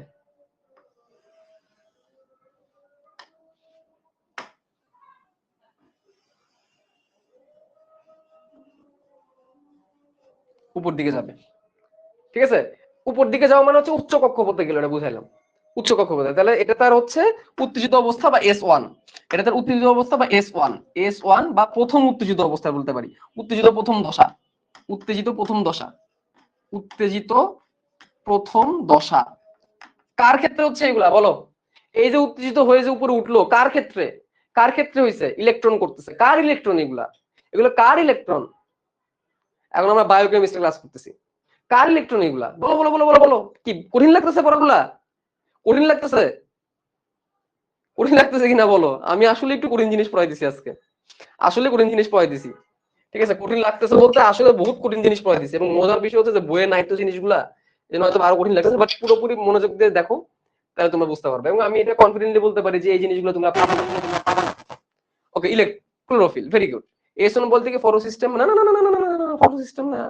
উত্তেজিত অবস্থা, এস এস এস দ্বারা কন্ডিশন বোঝাচ্ছি। S0 স্থিতিশীল অবস্থা, S1 প্রথম উত্তেজিত অবস্থা করলাম।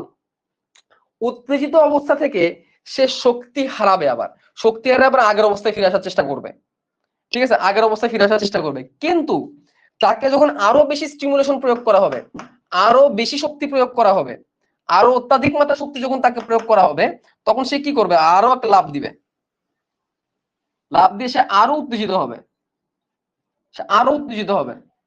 এদের উত্তেজিত দ্বিতীয় অবস্থা, এদের উত্তেজিত দ্বিতীয় অবস্থা, উত্তেজিত দ্বিতীয় অবস্থা, সে আরো উত্তেজিত হইলো।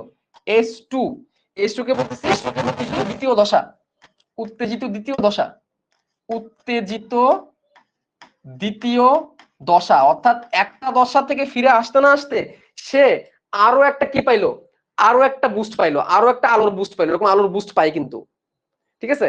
এবং মাঝখানে যে ডিফারেন্সটা, মাঝখানে যে ডিফারেন্সটা তৈরি হয়েছে ভাইয়া, মাঝখানে ডিফারেন্স তৈরি হয়েছে কিন্তু, এই যে ডিফারেন্সটা, এই যে ডিফারেন্স তৈরি হয়েছে মাঝখানে, গ্রাফ দেখো, ম্যাথ, এই যে ডিফারেন্সটা, এটা মুক্ত তাপ শক্তি, এটা হচ্ছে মুক্ত তাপ শক্তি। এটা তাপ শক্তি আকারে মুক্ত হয়ে যাবে, মুক্ত তাপ শক্তি, এটা মুক্ত তাপ শক্তি আকারে চলে যাবে, এটা কোনো কাজ হবে না। মাঝখানে যে ডিফারেন্সটা, এটা তাপ শক্তি আকারে বের হয়ে যাবে। অর্থাৎ যে আলোটা ক্লোরোফিলের উপর পড়ছে, এর ফলে সে দুইবার বুস্ট হয়েছে, এই বুস্টের ফলে একটু তাপ শক্তি বের হয়ে গেছে। এটা ডিফারেন্সটা হচ্ছে এটা, যে তাপ শক্তিটা তার এখান থেকে বের হয়েছে, একটা পাইছে, পায় আবার একটা বুস্ট পাইছে। এই দুইবার বুস্টের কারণে, বুস্টের কারণে কিছু তাপ শক্তি বের হয়ে গেছে। এটা কোনো কাজে লাগে না। তোমাদের বইয়ে বলছে, খেয়াল করে দেখবা 1 নম্বর পয়েন্টে, যে এই তাপ শক্তি শোষিত হয় এবং এটাকে ফ্লুরোসেন্স হিসেবে বিকৃত হয়, এটা কোনো কাজে আসে না, এটা কোনো কি হয় না, কাজে আসে না, এটা তাপ শক্তি আকারে চলে যায়। তো এটা বোঝানোর উপায় কি? এটা বোঝানোর উপায় হচ্ছে এই যে এখানে, এই যে এটাকে বলে ফ্লুরোসেন্স, এটাকে বলে ফ্লুরোসেন্স, এটা কোনো কাজে আসে না, এটাকে বলে ফ্লুরোসেন্স। কি বলা হয়? ফ্লুরোসেন্স, এটাকে বলা হয় ফ্লুরোসেন্স, ফ্লুরোসেন্স, ফ্লুরোসেন্স। তোমাদের বইয়ে বলছে এটা ফ্লুরোসেন্স, ফ্লুরোসেন্স, এই সবুজটা হচ্ছে ফ্লুরোসেন্স। এই ফ্লুরোসেন্সটা কোনো কাজে আসবে না, ফ্লুরোসেন্সটা কোনো কাজে আসবে না, ডাউন, ডাউন দিয়ে বোঝানো হয়েছে, কোনো কাজে আসতেছে না। এই যে এটুকু প্রশ্ন, যে তাপ শক্তিটা বের হয়েছে, তাপ শক্তিটাকে আমি কি বলছি? ফ্লুরোসেন্স হিসেবে বিকৃত করছি, ফ্লুরোসেন্স হিসেবে এটাকে বের করে দিয়েছে। এই সেই বিকিরণ, যে অল্প একটু বিকিরণ, এই যে এইটুকু জায়গার ডিফারেন্সের বিকিরণ। তাহলে এখন আমি আসলে তাহলে আমি শক্তিটা কোথা থেকে পাবো? আসলে আমি শক্তিটা কোন জায়গা থেকে পাবো? খেয়াল করো, এদের মধ্যবর্তী আরেকটা জায়গা তৈরি হবে, এদের মধ্যবর্তী আরেকটা জায়গা তৈরি হবে, মধ্যবর্তী আরেকটা জায়গা তৈরি হবে ঠিক এই বরাবর, ঠিক এই বরাবর মধ্যবর্তী একটা জায়গা তৈরি হবে, দুইটা উত্তেজিত অবস্থার মাঝ বরাবর একটা, সেটাকে বলা হয় মেটাস্টেবল দশা। মেটাস্টেবল দশা, মেটাস্টেবল দশা বা এটাকে S3 বলে, S3 মেটাস্টেবল দশা, মেটাস্টেবল তৃতীয় দশা। এই দশাতে যা তৈরি হবে এইখান থেকেই সে আবার স্থিতিশীল অবস্থায় ফেরত আসবে, এখান থেকেও সে আবার কি হবে, স্থিতিশীল অবস্থায় সে ফেরত আসবে। এই মেটাস্টেবল দশায়, এই মেটাস্টেবল দশায় যা আসতেছে এটাকে ফসফোরেসেন্স বলে, এটাকে ফসফোরেসেন্স বলে। এখান থেকে যে শক্তিটা তৈরি হচ্ছে এটাকে ফসফোরেসেন্স বলে, ফসফোরেসেন্স, ফসফোরেসেন্স। এই শক্তিটা কাজে লাগবে, এই শক্তিটা কাজে লাগবে, এই যে এই শক্তির কাজে লাগবে, এবং এই শক্তিটা দিয়েই কিন্তু এই বর্ণালীটা তৈরি হবে বা একটা বর্ণালীর মতো তৈরি হবে, এবং সে আবার নিচের দিকে চলে আসবে। খেয়াল করো, এই যে আবার সে আবার আগের জায়গায় চলে আসে। তাহলে এখানে দেখো একবার উদ্দীপিত হয়েছে, আবার উদ্দীপিত হয়েছে, কিছু শক্তি খরচ হয়েছে, এটা আমার কোনো কাজে লাগে নাই। তারপরে সে মধ্যবর্তী একটা দশায় গেছে, মধ্যবর্তী দশা থেকে আবার ফিরে আসছে। এই মধ্যবর্তী দশা থেকে আবার যে ফিরে আসা, এর ফলেও আবার কিছু শক্তি নষ্ট হয়েছে, এর ফলেও আবার কিছু শক্তি নষ্ট হয়েছে, এখানেও কিছু শক্তি নষ্ট হয়েছে, এখানেও কিছু অপচয় হয়েছে, ওটাকে আমি দিলাম না, আবার হিসাবের মধ্যে আনলাম না। এখানেও কিছু শক্তি, তাপ শক্তি মুক্ত হয়েছে, তাপ শক্তি, এখানেও কিছু তাপ শক্তি মুক্ত হয়েছে, যেটা আমার কোনো কাজে লাগতেছে না আপাতত। তো এই যে পোর্শনটা, এই যে পোর্শনটা ফসফোরেসেন্স, এইটাই আমার কাজে লাগবে, এই শক্তিটাই আমার কাজে লাগবে, এবং এর মাধ্যমে সে আবার আগের স্থিতিশীল দশায় চলে আসবে, এর মাধ্যমে সে আবার আগের মতো কোন দশায় চলে আসবে, স্থিতিশীল দশায় চলে আসবে। তাহলে এখন এই ব্যাপারটা কি বুঝছো কিনা? অনেকের ক্ষেত্রে বুঝো নাই, বাট এগুলো তোমার পরীক্ষার জন্য লাগবে না, বাট এই কনসেপ্ট গুলো ক্লিয়ার থাকতে হবে। তা আমি আবার ক্লিয়ার করি, দেখো ইলেকট্রন সহ ক্লোরোফিলটা স্থিতিশীল অবস্থায় ছিল, সে যখন একটা উদ্দীপনা পেলো সে S1 উদ্দীপিত অবস্থায় গেল, আরো একটা তীব্র উদ্দীপনা সে S2 দশায় পেলো, মাঝখানে যে ডিফারেন্সটা ছিল সেটা হচ্ছে তাপ শক্তি আকারে মুক্ত হয়ে গেল, এবং সেটা নিচের দিকে চলে আসে, কোনো কাজে লাগলো না। মধ্যবর্তী আরেকটা দশা ছিল যেটা মেটাস্টেবল দশা বা S3 দশা, সেই দশা থেকে আবার সে বিপরীত আবার জায়গায় চলে আসবে। এই যে বিপরীত আবার জায়গায় যে চলে আসছে, এইটুকু জায়গাটাই আমার কাজে লাগতেছে, এই শক্তিটা আমার কাজে লাগতেছে, এবং এই যে ফিরে আসাটা হইলো, এর ফলে কি হইলো, ইলেকট্রনের কিন্তু একটা ঝাঁকানাকা বা একটা স্থানান্তর হলো, ইলেকট্রন একটা ঝাঁকানাকা বা একটা স্থানান্তর হলো, এবং এর ফলে ইলেকট্রন ট্রান্সপোর্ট চেইন তৈরি হবে ভবিষ্যতে। এর ফলে কি হবে, ভবিষ্যতে ইলেকট্রন ট্রান্সপোর্ট চেইন তৈরি হবে, যে ইলেকট্রন ট্রান্সপোর্ট চেইন দিয়ে পরবর্তীতে ইলেকট্রনের চলাচল মানে কি, ইলেকট্রনের চলাচল মানে শক্তি, ইলেকট্রনের চলাচল মানে কি বিদ্যুৎ, এটা দিয়ে পরবর্তীতে কাজে লাগবে। তাহলে বেসিক্যালি এখানে আমরা কেমিস্ট্রির কনসেপ্ট দিয়ে আমরা বুঝলাম যে কিভাবে ইলেকট্রনের একটা কক্ষপথের আদান প্রদানের মাধ্যমে শক্তি কিভাবে মুক্ত হয়, এবং কিভাবে একটা মানে বিকিরিত শক্তি তৈরি হয়, সেই বিকিরণটাকে কিভাবে কাজে লাগায়, কারা লাগায়, ক্লোরোফিল লাগায়। এই জায়গাটা এখন বুঝছো কিনা বলো?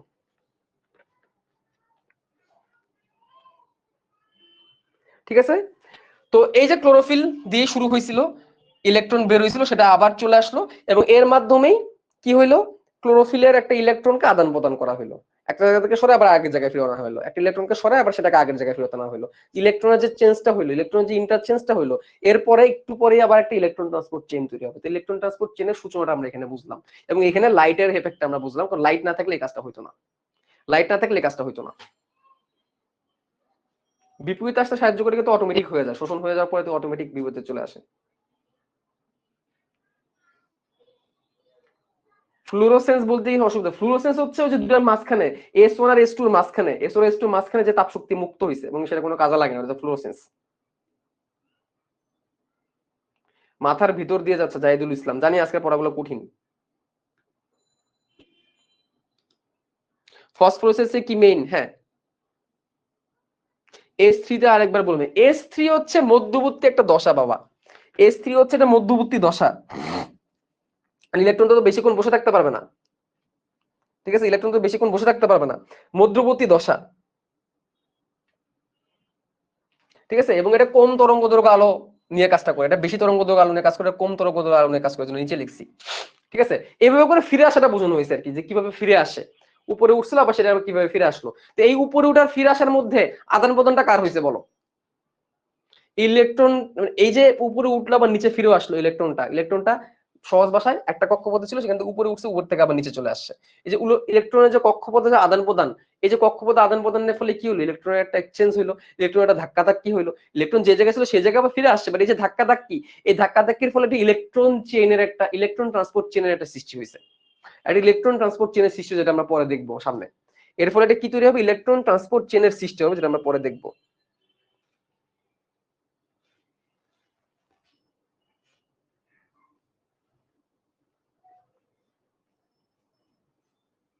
ওকে, তো এই যে দেখো এখান থেকে যে ইলেকট্রনটা যে বের হয়েছে, বের হওয়ার ফলে ইলেকট্রনের একটা আদান প্রদান হয়েছে, তো এই ইলেকট্রনটাকে আরেকজন রিসিভ করছে, ইলেকট্রনটা আরেকজন রিসিভ করবে ইলেকট্রনটাকে।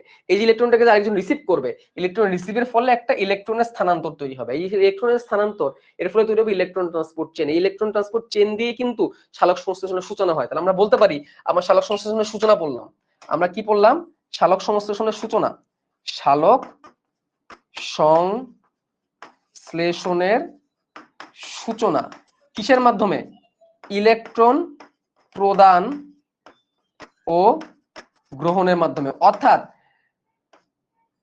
অর্থাৎ আলোক রশ্মি এসে পড়ছে ক্লোরোপ্লাস্টে, সেই ক্লোরোপ্লাস্টে পড়া আলোক রশ্মিটা উদ্দীপিত করছে, উদ্দীপিত করে ইলেকট্রনের আদান প্রদান করছে, এবং ইন দা মিন টাইম একটা ইলেকট্রন ট্রান্সপোর্ট চেনের সৃষ্টি হয়ে গেছে। ইলেকট্রন ট্রান্সপোর্ট চেন সৃষ্টি হওয়া মানে কি, সালোক সংশ্লেষণের প্রসেস স্টার্ট হয়ে গেছে। তার মানে আমার সালোক সংশ্লেষণের প্রসেস শুরু হয়ে গেছে। বুঝছো কি? কঠিন লাগছে? কঠিন লাগছে? যদি কঠিন লাগে সব ভুলে যাও, যদি কঠিন লাগে সব ভুলে যাও, খালি এইটুকু মনে রাখো যে এখানে একটা ইলেকট্রন ট্রান্সপোর্ট চেন তৈরি হয়েছে, একটা ইলেকট্রন ট্রান্সপোর্ট চেন তৈরি হয়েছে এবং পুরো প্রসেসটা শুরু হয়েছে। এখানে আলোর হেল্পটা ছিল। এখানে কার হেল্প ছিল? আলোর হেল্প ছিল। কার হেল্প ছিল? এখানে আলোর হেল্প ছিল।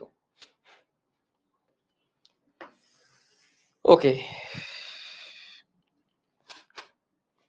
এখন এই ব্যাপারটাকেই তোমাদেরকে দেখাবো কিভাবে জিনিসটা কোথায় হয়েছে। এই জিনিসটা তো হয়েছে আমরা দেখলাম ক্লোরোফিল, তার মানে থাইলাকয়েড মেমব্রেনে হয়েছে। কোথায় হয়েছে? থাইলাকয়েড মেমব্রেনে। রিক্যাপ করেন, রিক্যাপ তো করলামই।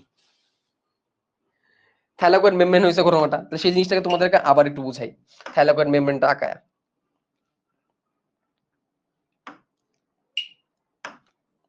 ধরো এই হচ্ছে থাইলাকয়েড, এই হচ্ছে থাইলাকয়েড মেমব্রেন। এটা ধরো থাইলাকয়েডের মেমব্রেন, থাইলাকয়েডের আবরণ, থাইলাকয়েডের মেমব্রেন বা থাইলাকয়েডের আবরণ। ঠিক আছে?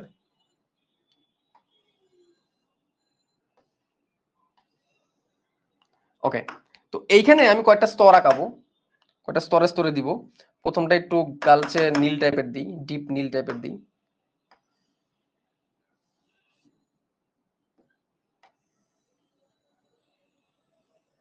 ডিপ নীল টাইপের একটা স্তর দিলাম, তারপরে গ্রিন টাইপের একটা স্তর দিলাম, তারপরে হালকা গ্রিন টাইপের একটা স্তর দিলাম। স্তর বোঝানো হইলো আর কি, থাইলাকয়েডের ভিতরে এগুলার জায়গা। মাঝখানে একটা জিনিস দিব, সেটাকে বলা হবে বিক্রিয়া কেন্দ্র। মাঝখানে একটা জায়গা আঁকাবো, যে জায়গাটাকে বলা হবে বিক্রিয়া কেন্দ্র, রিয়াকশন সেন্টার, বিক্রিয়া কেন্দ্র। এই জায়গাটার নাম দিলাম বিক্রিয়া কেন্দ্র। থাইলাকয়েড মেমব্রেনই কিন্তু এটা, থাইলাকয়েডের যে আবরণ, এই জায়গাটার নাম দিলাম বিক্রিয়া কেন্দ্র।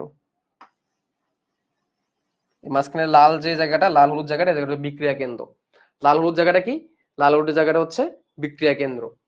আচ্ছা, এর ভিতরেই আমরা কি করব, এর ভিতরে এখন আমি রঞ্জক গুলাকে আঁকাবো। রঞ্জক গুলা প্রথমে ক্লোরোফিল এ আঁকাই, ক্লোরোফিল এ, ক্লোরোফিল এ আঁকাই কয়েকটা, ক্লোরোফিল এ, এগুলো হচ্ছে রঞ্জক। থাইলাকয়েড মেমব্রেন কিন্তু এটা।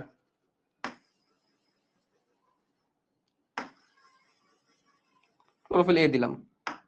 এবার কিছু গাঢ় নীল টাইপের ব্যবহার করি, গাঢ় নীল ব্যবহার করে, না হালকা সবুজ দেই, ক্লোরোফিল বি বুঝাই, ক্লোরোফিল বি। মানে ক্লোরোফিল গুলোর উপর আলো পড়ছিল, তো সেটাকে এখন তোমাকে বড় করে দেখাচ্ছি। আমরা তো একদম মলিকুলার লেভেলে চলে গেছিলাম, এখন আমরা বেসিক লেভেলে ফিরে আসতেছি। Chlorophyll B. এবার ধরো একটু জ্যান্থোফিলও দিয়ে দিই কিছু হলুদ কালারের।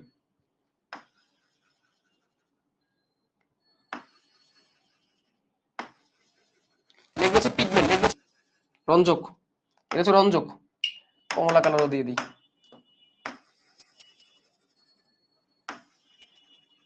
রঞ্জক, এটা হচ্ছে রঞ্জক। মাঝখানে হচ্ছে বিক্রিয়া কেন্দ্র, মাঝখানে যেটা আছে এটাকে বিক্রিয়া কেন্দ্র বলতেছি। কি বলতেছি আমরা? বিক্রিয়া কেন্দ্র। এই বিক্রিয়া কেন্দ্র কনসেপ্টটা খুব ইম্পর্টেন্ট।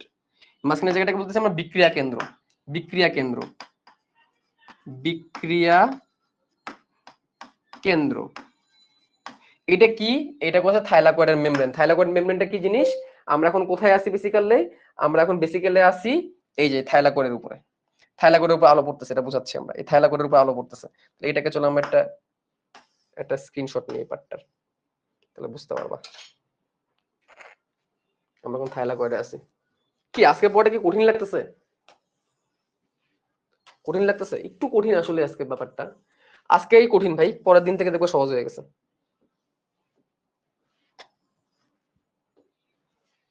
আর যত ডিটেলে পড়তে যাবা তত কঠিন লাগবে, এটা স্বাভাবিক। তো বেসিক্যালি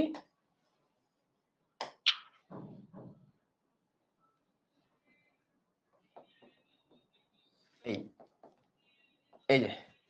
এই যে থাইলাকয়েড, থাইলাকয়েড মেমব্রেন, থাইলাকয়েড প্রকোষ্ঠ।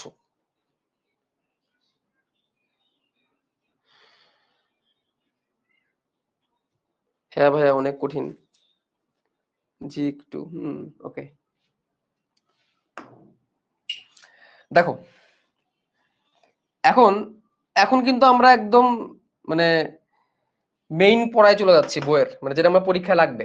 দেখো লাইট, লাইট পড়বে, আলো পড়বে, ফোটন। আলো মানে হচ্ছে ফোটন, আলোর কণা ধর্ম, এটাকে বলা হয় ফোটন। আলো বলতে কি বোঝায়? ফোটন। আলো বলতে কি বোঝায়? ফোটন। আলো বলতে ফোটন।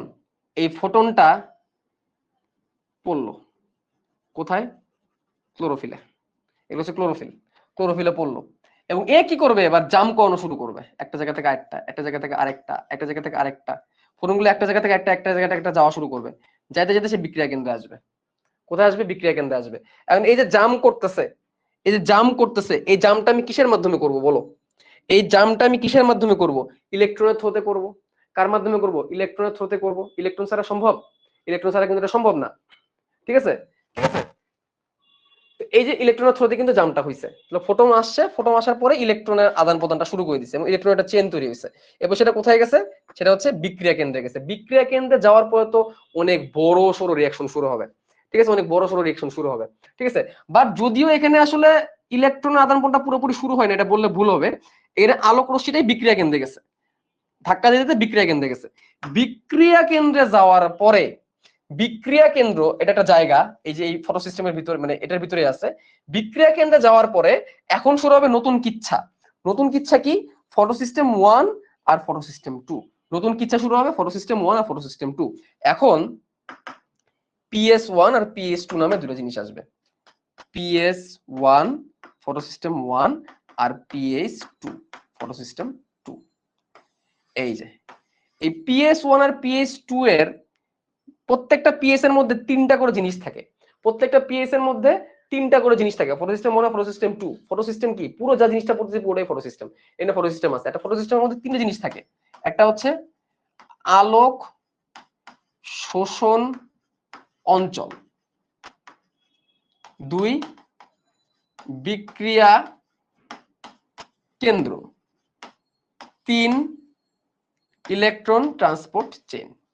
তাহলে এই হচ্ছে আলোক শোষণ অঞ্চল। এটাই বেসিক্যালি আলোক শোষণ অঞ্চল, যে আলোটাকে নিচ্ছে, ফোটনটাকে নিচ্ছে, নিয়ে কোথায় পাঠাচ্ছে? বিক্রিয়া কেন্দ্রে পাঠাচ্ছে। এই ইলেকট্রন তো ঘুরতেছে, এই ইলেকট্রন বিক্রিয়া কেন্দ্র থেকে ঘুরতে ঘুরতে ঘুরতে ঘুরতে ঘুরতে ইলেকট্রন ট্রান্সপোর্ট চেইনের ভিতরে যাবে। ইলেকট্রন ট্রান্সপোর্ট চেইন দিয়ে সে খালি একটা জায়গা থেকে একটা জায়গা থেকে একটা জায়গা থেকে একটা জায়গায় যেতে থাকবে। তো এইটা হচ্ছে ফটো সিস্টেমের তিনটা উপাদান। এরকম ফটো সিস্টেম আছে একটা, দুইটা ফটো সিস্টেম। ফটো সিস্টেম 1 কার? কে? ফটো সিস্টেম 1 কে? ফটো সিস্টেম 1 হচ্ছে সে 700 ন্যানোমিটার তরঙ্গ দৈর্ঘ্য আলো বেশি গ্রহণ করে। আর ফটো সিস্টেম 2 হচ্ছে সে 680 ন্যানোমিটার তরঙ্গ দৈর্ঘ্য আলো বেশি গ্রহণ করে। এই হচ্ছে দুইটা ফটো সিস্টেম। অর্থাৎ লাইট যদি 700 ন্যানোমিটার আলো নেয়, এই ফটো সিস্টেম যদি 700 ন্যানোমিটার আলো পায়, তাহলে সেটা ফটো সিস্টেম 1। আর যদি এই পুরো সিস্টেমটা 680 ন্যানোমিটার তরঙ্গ দৈর্ঘ্য আলো পায়, তাহলে সেটা ফটো সিস্টেম 2। দেখো এখানেও আলো, এখানেও আলো। ঠিক আছে? এটার উপর ডিপেন্ড করে দুটো ফটো সিস্টেম আমরা পাচ্ছি, ফটো সিস্টেম 1 আর ফটো সিস্টেম 2। ফটো সিস্টেম 1 আর ফটো সিস্টেম 2। প্রতিটা ফটো সিস্টেমের মধ্যে কি আছে? আলোক শোষণ অঞ্চল আছে। প্রতিটা ফটো সিস্টেমের মধ্যে একটা বিক্রিয়া কেন্দ্র আছে। বিক্রিয়া কেন্দ্র থেকে সেটা ইটিএস এ যাবে, ইলেকট্রন ট্রান্সপোর্ট চেনে যাবে। কোথায় যাবে? ইলেকট্রন ট্রান্সপোর্ট চেনের কাছে যাবে।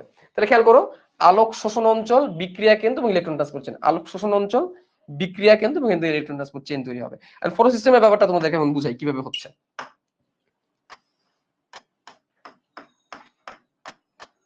এই হচ্ছে সূর্যের আলো, এই হচ্ছে আলোক শোষণ অঞ্চল, এই হচ্ছে আলোক শোষণ অঞ্চল। এখান থেকে আলো ঢুকবে, ঢুকলো, এখান থেকে আলো ঢুকবে, ঢুকলো, এখান থেকে আলো ঢুকবে, ঢুকলো, ঢুকলো। বেসিক্যালি কি ঢুকলো? প্রথমে যেটা আছে এখানে হচ্ছে পিগমেন্ট আছে, রঞ্জক আছে, জ্যান্থোফিল বা ক্যারোটিনয়েড রঞ্জক আছে, ক্যারোটিনয়েড এবং জ্যান্থোফিল রঞ্জক আছে এখানে, রঞ্জক। এখানে ক্লোরোফিল এ রঞ্জক আছে, sorry chlorophyll B, chlorophyll B. আর এখানে ক্লোরোফিল এ রঞ্জক আছে, ক্লোরোফিল এ রঞ্জক। আগের সব ভুলে যাও, এগুলা কাজে লাগবে, আগের সব ভুলে যাও, সমস্যা নাই। বুঝলে তো ভালো, না বুঝলে পরে আবার করে নিও, কোনো সমস্যা নাই। এখন যেগুলো বলতেছি এগুলো কাজে লাগবে। এগুলো হচ্ছে ক্লোরোফিল অণু।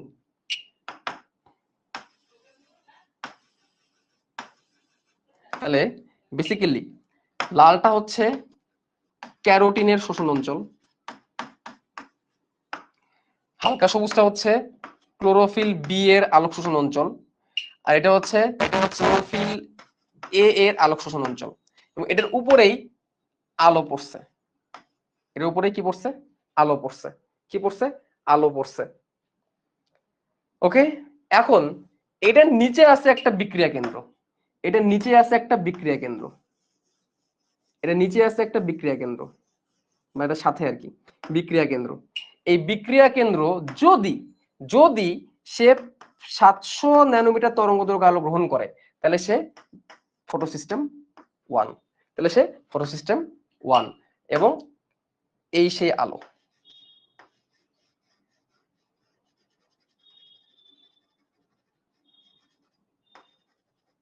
এই সেই আলো, এই হচ্ছে ফটোসিস্টেম 1। আর সেম জিনিসটা আমি আবার আরেকটা আঁকাবো, সেম জিনিসটা আমি আবার একটা আঁকাবো এখানে।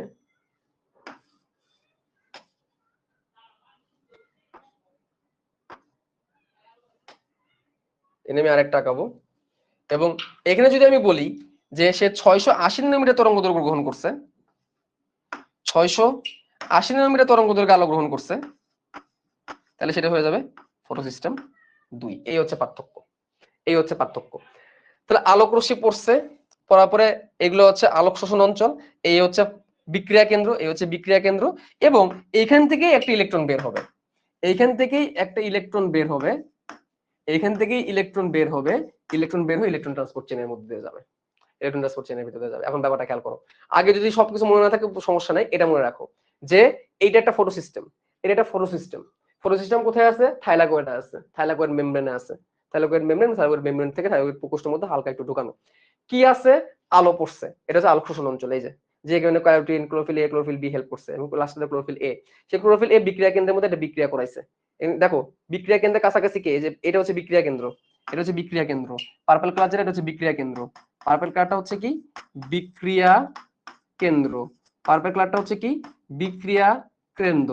বিক্রিয়া কেন্দ্রের সাথে সাথে কি আছে বলতো? বিক্রিয়া কেন্দ্রের কাছাকাছি কোন পিগমেন্টটা আছে? বিক্রিয়া কেন্দ্রের কাছাকাছি কোন পিগমেন্টটা আছে? বিক্রিয়া কেন্দ্রের কাছাকাছি ক্লোরোফিল এ আছে, কারণ ক্লোরোফিল এটাই তো মেইন বিক্রিয়াটা করবে। আর বাকিরা তো অ্যান্টেনা। দেখছো এটা কেন অ্যান্টেনা? এটা কেন অ্যান্টেনা? এই জন্য উপরে আছে। এই এই যে বিক্রিয়া কেন্দ্র, বিক্রিয়া কেন্দ্রর ভিতর থেকে বিক্রিয়া হইলো, অনেক রকমের বিক্রিয়া হলো, তারপর সেখান থেকে ইলেকট্রন মুক্ত হইলো। ইলেকট্রন মুক্ত হলে সেটা কোথায় যাবে বলো? ইলেকট্রন মুক্ত হয়ে সেটা কোথায় যাবে বলো? কোথায় যাবে? এই যে ইলেকট্রনটা মুক্ত হইলো, ইলেকট্রন মুক্ত হয়ে সে কোথায় যাবে? ইলেকট্রন মুক্ত হয়েই সে ইলেকট্রন ট্রান্সপোর্ট চেনের কাছে যাবে, ইলেকট্রন মুক্ত হয়ে সে ইলেকট্রন ট্রান্সপোর্ট চেনের কাছে যাবে।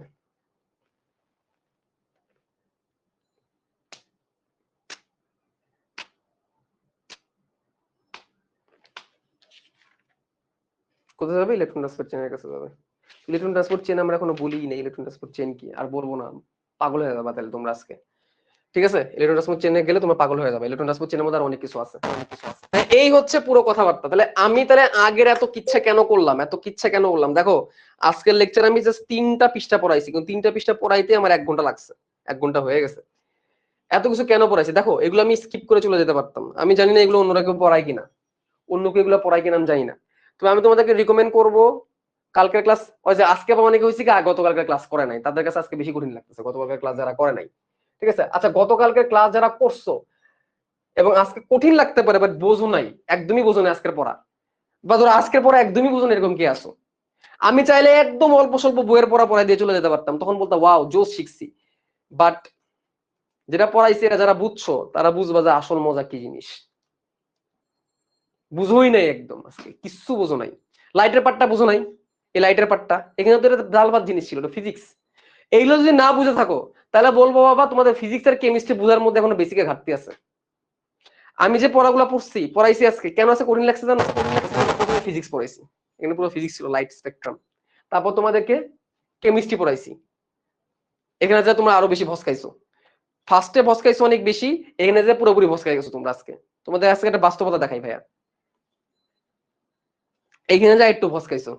এবং লাস্টে দিয়ে এসে যখন আমি বায়োলজিতে ঢুকলাম তখন কিছুই বোঝো নাই। ব্যাপারটা খেয়াল করো, প্রথমে প্রথমে তোমাদেরকে আজকে পড়াইছি ফিজিক্স, একটু একটু বুঝছো এবং ভস্কানো শুরু হয়েছে। পরে যখন কেমিস্ট্রি পড়াইলাম মোটামুটি ভস্কাই গেছো এখানে এসে। ঠিক আছে, ঠিক আছে, মানে মাথায় ধরে না। তারপরে যখন আমি আবার বায়োলজিতে আসলাম পুরা কাত হয়ে গেছো। বাট আসলে এটাই মেন আলোচনা, আমি এখান থেকে আলোচনা শুরু করতে পারতাম আজকে, আমি পুরো আলোচনা এখান থেকে শুরু করতে পারতাম। আগের 2টা পেজ যে পড়াইছি, আগের 2টা পেজ যদি কেউ বুঝে না থাকো ভাইয়া কোনো প্রবলেম নাই, এই পেজটা যে বুঝছো তার জন্য সব চলবে। মনে করো যে আমি প্রথম 2টা পেজ পড়াই নাই, এই 2টা পেজ ধরো আমি পড়াই নাই, তুমি মনে করো যে আমি গতকালকে এগুলা পড়াইছিলাম, গতকালকে ধরো আমি এগুলা পড়াইছি, বি সি ডি এ, এখান থেকে আজকে শুরু করো, ক্যারোটিন এখান থেকে আজকে শুরু করো। এদেরকে কোথায় পাইলাম, এদেরকে আমরা কোথায় পাবো, এদেরকে পাবো, ভালো করে কথা খেয়াল করো। আমি গতকালকে কি পড়াইছি তোমাদেরকে, প্লাস্টিড পড়াইছি, প্লাস্টিডের ভিতরে থাইলাকয়েড পড়াইছি, থাইলাকয়েডের মেমব্রেন, থাইলাকয়েডের প্রকোষ্ঠ, থাইলাকয়েডের ল্যামিলি। থাইলাকয়েডের মেমব্রেন সাদাটা, থাইলাকয়েডের প্রকোষ্ঠ গাঢ়টা, থাইলাকয়েডের ল্যামিলি। এদের ভিতরে কি থাকে, এদের ভিতরে থাকে হচ্ছে কোয়ান্টোসোম, এদের ভিতরে কি থাকে কোয়ান্টোসোম। কোয়ান্টোসোমের ভিতরে কি থাকে, কোয়ান্টোসোমের ভিতরে ফটোসিনথেটিক ইউনিট থাকে, ফটোসিনথেটিক ইউনিট। সেগুলোর ভিতরে কি আছে, chlorophyll A B C D E, carotene alpha beta gamma delta, এগুলো আছে। ঠিক আছে, এগুলো কোথায় আছে, ওই ওই ফটোসিনথেটিক ইউনিট হিসেবে ভিতরে আছে, এগুলাই হচ্ছে ফটোসিনথেটিক ইউনিটের অংশ। এখন এদেরকে আমি কিভাবে হেল্প করব, এইগুলো বোঝানোর জন্য আমি তোমাদেরকে একটু এক্সট্রা ডোজ দেওয়ার জন্য ফিজিক্সে ঢুকছি, আমি তোমাদেরকে এক্সট্রা ডোজ দেওয়ার জন্য কেমিস্ট্রিতে ঢুকছি, আমি তোমাদেরকে এক্সট্রা ডোজ দেওয়ার শেষ করে যখন আমি বায়োলজিতে ঢুকলাম তখন তোমরা ভস খাইছো, আবার ফিরে আসো। এই সেই থাইলাকয়েড মেমব্রেন সাদাগুলা, এই সেই থাইলাকয়েড প্রকোষ্ঠ গাঢ়টা, এই সেই থাইলাকয়েড ল্যামেলি, যেটার ভিতরে কি আছে, ফটোসিনথেটিক ইউনিট আছে। ফটোসিনথেটিক ইউনিট জিনিসটা কি, ফটোসিনথেটিক ইউনিট, খেয়াল করো কথাটা, ফটোসিনথেটিক ইউনিট, ফটোসিনথেটিক ইউনিট জিনিসটা কি, এই জায়গাটা ফটোসিস্টেমই হচ্ছে ফটোসিনথেটিক ইউনিট। একটা ফটোসিস্টেমই হচ্ছে ফটোসিনথেটিক ইউনিট, এক একটা ফটোসিস্টেমই হচ্ছে ফটোসিনথেটিক ইউনিট, কারণ এক একটা ইউনিট হিসেবে কাজ করবে একক। যেমন ফুসফুসের গাঠনিক এককে অ্যালভিওলাস, স্নায়ুতন্ত্রের গাঠনিক এককে নিউরন, কিডনি গাঠনিক এককে নেফ্রন, ফটোসিনথেসিসের গাঠনিক এককে ফটোসিনথেটিক ইউনিট, মানে একটা ফটোসিস্টেম। এই ফটোসিস্টেম বোঝানোর জন্য আমরা এখন আসছি। কি হইলো, এই যে আলোক শোষণ অঞ্চল, এরকম একটা সিঙ্ক থাকবে, সে আলোক শোষণ করবে। কোথায় আছে এটা, এটা আছে হচ্ছে থাইলাকয়েড মেমব্রেনের ভিতরে। এই থাইলাকয়েড মেমব্রেনটা, এই থাইলাকয়েড মেমব্রেন আলোক শোষণ করার জন্য আছে। সেখানে কি আছে, ক্যারোটিন আছে, ক্লোরোফিল বি আছে, ক্লোরোফিল এ আছে। এই যে carotene, chlorophyll A, chlorophyll B আছে। এটা কি করছে, আলোটাকে শোষণ করছে। আলোটাকে শোষণ করে কোথায় গেছে, বিক্রিয়া কেন্দ্রে পাঠাইছে, এবং বিক্রিয়া কেন্দ্রের কাছাকাছি কি আছে, ক্লোরোফিল এ আছে। ক্লোরোফিল এ মেইন কাজটা করে। ক্লোরোফিল এ কি করবে, বিক্রিয়া কেন্দ্রের মধ্যে প্রবেশ করবে। এই সেই বিক্রিয়া কেন্দ্র, বিক্রিয়া কেন্দ্র কি, ফটোসিস্টেমের দ্বিতীয় অংশ। ফটোসিস্টেমের প্রথম অংশ আলোক শোষণ অঞ্চল, ফটোসিস্টেমের দ্বিতীয় অংশ হচ্ছে বিক্রিয়া কেন্দ্র। বিক্রিয়া কেন্দ্রের মধ্যে রিঅ্যাকশন হবে, রিঅ্যাকশন থেকে ইলেকট্রন মুক্ত হবে। ইলেকট্রন মুক্ত হয়ে সেটা কোথায় প্রবেশ করবে, ইলেকট্রন ট্রান্সপোর্ট চেনের মধ্যে প্রবেশ করবে। ইলেকট্রন ট্রান্সপোর্ট চেন আমরা এখনো যাইনি। এবং যদি ফটোসিস্টেমটা 680 ন্যানোমিটার তরঙ্গদৈর্ঘ্য আলো গ্রহণ করতে, সেটা ফটোসিস্টেম 2। আর যদি ফটোসিস্টেমটা 700 ন্যানোমিটার তরঙ্গদৈর্ঘ্য আলো গ্রহণ করতে, সেটা ফটোসিস্টেম 1। মনে রাখবো, ক্লাসের ফার্স্ট বই নাম্বার একটু বেশি পায়, ক্লাসের ফার্স্ট বই 700 নাম্বার পাইছে, ক্লাসের সেকেন্ড বই 680 নাম্বার পাইছে, তো ফার্স্ট বই নাম্বার একটু বেশিই পায়। এইটুকু আসলে মেইন আলোচনা। তাহলে তোমরা যারা একদমই বোঝো নাই তারা দয়া কইরা তোমরা এইখানে থাকো, এইখানে থাকো, এই রঞ্জগুলার মধ্যে থাকো, এবং তারপর এখানে জাম করো। তোমাদের জন্য এই দুইটাই। আর যারা আগের 2 পাতা বুঝছো তাহলে তো আলহামদুলিল্লাহ, তারা রিয়েল মজাটা পাইছো যে ক্লোরোফিল আসলে কি হেল্প করে। তারা এই যে এইটুকুর মধ্যে কি হয় সেটা বুঝছো, এইটুকুর মধ্যে কি হয়, এই যে এইটুকুর মধ্যে আলো কেমনে আসলো, কোন আলো আসলো, কোন আলো থেকে কোন আলোতে কিভাবে আমার বিক্রিয়া কেন্দ্র পর্যন্ত আসলো, এই জায়গাটুকু বেসিক কনসেপ্ট বোঝানোর জন্য আগের 2টা পেজ। যে কেউ বুঝতে না চাও কোনো সমস্যা নেই, এগুলো পড়ো, এইটুকু পড়ালেই চলবে। এখন ক্লিয়ার? এখন ক্লিয়ার? বুঝছো এখন কাহিনী কি হয়েছে? লাস্ট পেজটা অনেক ভালো বুঝছে, লাস্ট পেজ বুঝলেই চলবে, এই পেজ বুঝলেই চলবে বাবা। আগের যে 2টা আছে এগুলো কোনোদিন কোনো পরীক্ষায় আসবে না, এটাও কোনোদিন কোনো পরীক্ষায় আসবে না, এটাও কোনোদিন কোনো পরীক্ষায় আসবে না, ঠিক আছে? বাট বেসিক বুঝানো, এই 2টা পেজ বেসিক্যালি কাকে ইন্ডিকেট করছে জানো? এই 2টা পেজ এই ফোটনটা কিভাবে এই পর্যন্ত আসছে, বেনি কলা, এবং সেটা কিভাবে উচ্চ শক্তি স্তর থেকে নিম্ন শক্তি স্তর থেকে বিক্রিয়া কেন্দ্র পর্যন্ত আসছে, এইটুকু বুঝাইছি, ঠিক আছে? এই জায়গাটুকু বুঝাইছি, এই জায়গাটুকু যদি নাও বুঝো, এইটুকু যদি বুঝো তাহলেও চলবে। বাট আমার কথা হচ্ছে আমার কাছে সেই স্টুডেন্টরাই পড়ে যারা পুরোপুরি শিখতে চায়, তাদের জন্য আমি পুরোটা পড়াই দিলাম। আর যারা তা বুঝতে এত বুঝতে চাও না, ঠিক আছে ফাইন। আর যারা ইঞ্জিনিয়ারিং স্টুডেন্ট, এই ইঞ্জিনিয়ারিং স্টুডেন্ট যারা, তাও তো এগুলোর মজা লাগার কথা, ইঞ্জিনিয়ারিং যারা তারা তো মজা লাগার কথা। লাস্ট ক্লাস করি নাই আর কেমিস্ট্রির বেসিকের জন্য বুঝি নাই, এক্স্যাক্টলি এটাই হচ্ছে মেন সমস্যা। কেমিস্ট্রির বেসিক না থাকলে তো এগুলো কঠিন লাগবেই, কেমিস্ট্রি বেসিক যাদের নেই তাদের তো এটা কঠিন লাগবে। আর এই জায়গাটা বুঝছো কিনা যে এটা একটা ফটো সিস্টেম, এটাকে ফটোসিনথেটিক ইউনিট বলে, কারণ এইখান থেকে সালোক সংশ্লেষণের সব কাজ হবে, এই জন্য এটাকে ফটোসিনথেটিক ইউনিট বলতেছি। এবং এটা আলোর উপস্থিতি হচ্ছে, আলোক নির্ভর পর্যায়ে হচ্ছে। আলোক শোষণ অঞ্চল, বিক্রিয়া কেন্দ্র, ইলেকট্রন ট্রান্সপোর্ট চেইন, এই হচ্ছে আলোক শোষণ অঞ্চল। সে আলোটাকে নিবে, আলোক শোষণ অঞ্চল, সেটাকে বিক্রিয়া কেন্দ্রে পাঠাবে, এই হচ্ছে বিক্রিয়া কেন্দ্র। বিক্রিয়া কেন্দ্র যদি ফটোসিস্টেম আর 700 নিউমিটার তরঙ্গ দৈর্ঘ্য গ্রহণ করে তাহলে ফটোসিস্টেম 1, যদি 680 নিউমিটার তরঙ্গ দৈর্ঘ্য গ্রহণ করে তাহলে ফটোসিস্টেম 2। এবং সেখান থেকে ইলেকট্রনটা বের হবে, ইলেকট্রনটা বের হয়ে ছড়ায় যেতে থাকবে, এবং সেখান থেকে এটিপি এনএডিপি তৈরি হবে। এটিপি এনএডিপি তৈরিটাই আমরা এই ইলেকট্রন ট্রান্সপোর্ট চেইনে আমরা পড়বো নেক্সট ক্লাসে, ঠিক আছে? এই হচ্ছে আমাদের একটা ফটো সিস্টেম। একটা ফটো সিস্টেমের 3টা অংশ থাকে। একটা ফটো সিস্টেমের মধ্যে বেসিক্যালি 3টা সিস্টেম থাকে, 3টা অংশ থাকে: আলোক শোষণ অঞ্চল, ফটো বিক্রিয়া কেন্দ্র এবং ইলেকট্রন ট্রান্সপোর্ট চেইন, ঠিক আছে? এই 3টা জিনিস থাকে, এই ইলেকট্রন ট্রান্সপোর্ট চেইন, এই হচ্ছে বিক্রিয়া কেন্দ্র, এই আলোক শোষণ অঞ্চল। এই দিয়ে ফটো সিস্টেম তৈরি। ফটো সিস্টেম 2 রকমের, 700 আর 680। ফটো সিস্টেম 1, ফটো সিস্টেম 2, ডান।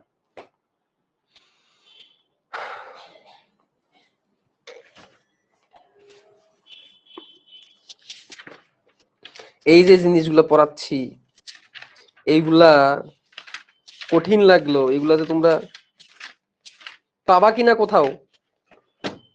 হ্যাঁ, একজন কমেন্ট করছো শুভ্র ভাইয়ের কাছে পড়া কঠিন লাগতেছে, তাহলে অন্য জায়গায় কি হবে?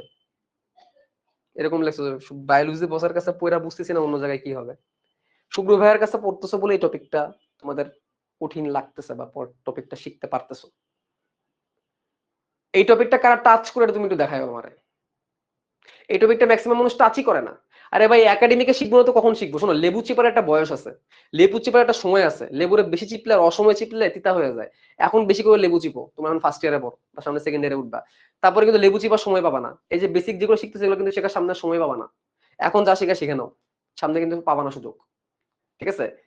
লাগবে খালি এই যে এইটুকু, এই যে এইটুকু লাগবে। বাট এটার বোঝানোর জন্য আমি অনেক বেশি ভিতরে ঢুকছি, তোমাদের ফিজিক্সে ঢুকছি, কেমিস্ট্রিতে ঢুকছি।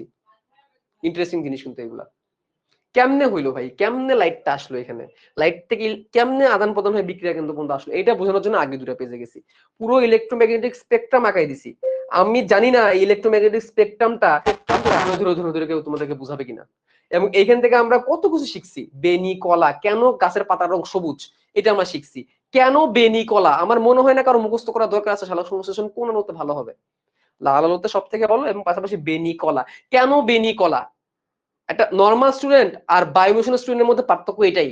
নর্মাল স্টুডেন্ট মুখস্থ করবে বেনি কলা, আর বায়োমিশন স্টুডেন্ট বুঝবে কেন বেনি কলা। বেনি কলা কেন বেগুনি নীল কমলা লাল, এটা বায়োমিশন স্টুডেন্ট বুঝবে। বায়োমিশন স্টুডেন্ট বুঝবে কেন গাছের পাতার রং সবুজ হয়, কারণ এই সবুজ অংশের মধ্যে কিছুই নেই, সবুজ অংশটা ফাঁকা, এই জন্য গাছের পাতার রং সবুজ। বায়োমিশন স্টুডেন্ট এগুলো মুখস্থ করবে না, তারা রিয়েলাইজ করবে।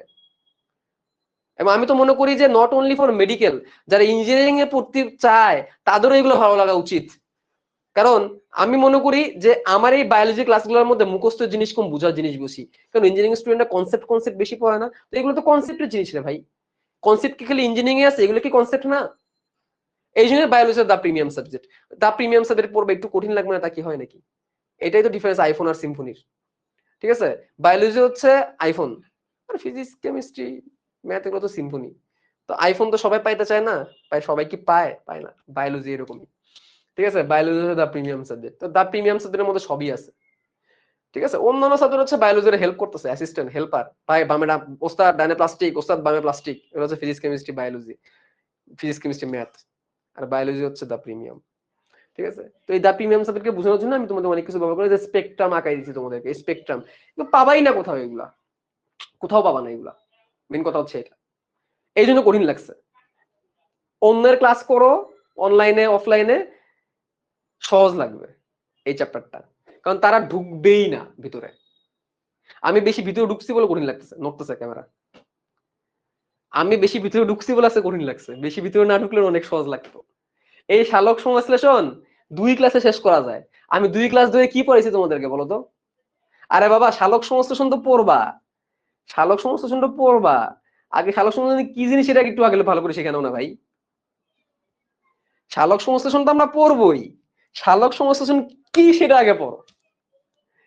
শালক সংশ্লেষণ 2 ক্লাসে শেষ হয়ে যায়। আমি তো অনেক দেখছি, অনেক ক্লাস দেখছি 2 ক্লাসে পুরো উদ্ভিদ সাহিত্য তো শেষ হয়ে যায়। 1 ক্লাসে শালক সংশ্লেষণ, 1 ক্লাসে শ্বসন, খনিজ লবণ পরিশোধন, এগুলো লাগে না। 3 ক্লাসে পুরো এই চ্যাপ্টার শেষ। আমার 2টা 1 ঘন্টা 45 মিনিট আর 1 ঘন্টা 20 মিনিটের ক্লাস লাগছে জাস্ট শালক সংশ্লেষণের ধারণা বুঝাইতে।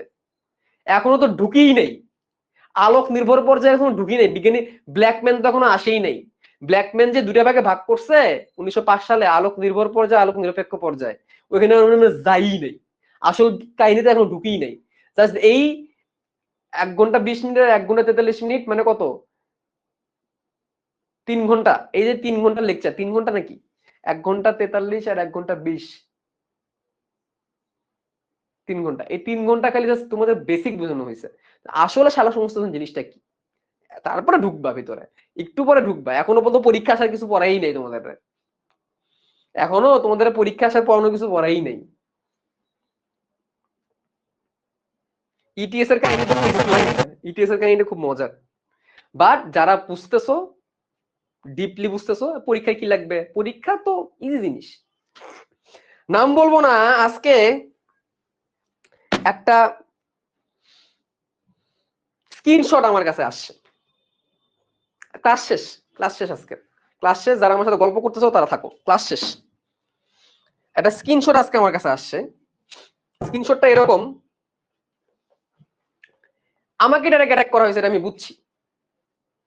এটুক তো বোকা না আমরা যে বুঝি না, যদিও খাই সুজি কিছু তো বুঝি, তাই না?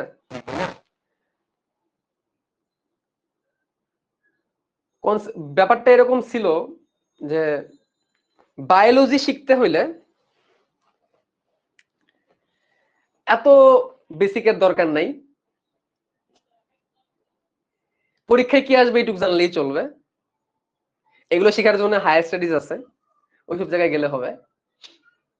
কিছু কিছু ভাইয়া আপুরা নাকি বায়োলজি কে এখন অনেক কিছু দেখায়, পাতা মাতা দেখায় পড়াচ্ছে, এরকম ভাবে মানে ডিরেক্টলি, এটা ইনডিরেক্টলি আমাকে অ্যাটাক করা হয়েছে। আমরা তো বুঝি ভাই, যদিও খাই সুজি কিছু হলো তো বুঝি।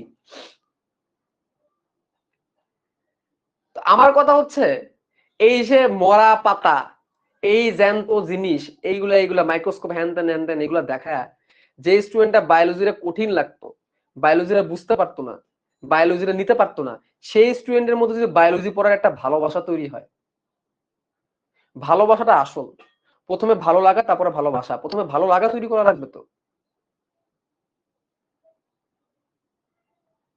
প্রথমে ভালো লাগা তৈরি করা লাগবে, তারপরে ভালোবাসা। তোমার বায়োলজি ভালোই লাগে না, তুমি ভালোবাসবা কেমনে? তাহলে আমার এই গাছ পাতা লতা পাতা যেগুলো হয়তো বা পরীক্ষায় আসবে না, আমি জানি লতা পাতা এগুলো পরীক্ষা আসে না, আজকে যেগুলো বলেছি এগুলো পরীক্ষা আসবে না, এই জিনিসগুলো পরীক্ষা আসবে না, ওই লাস্টের ওই পেজটা আসবে পরীক্ষায়, ফটো সিস্টেম, এগুলো পরীক্ষা সাধারণত আসে না।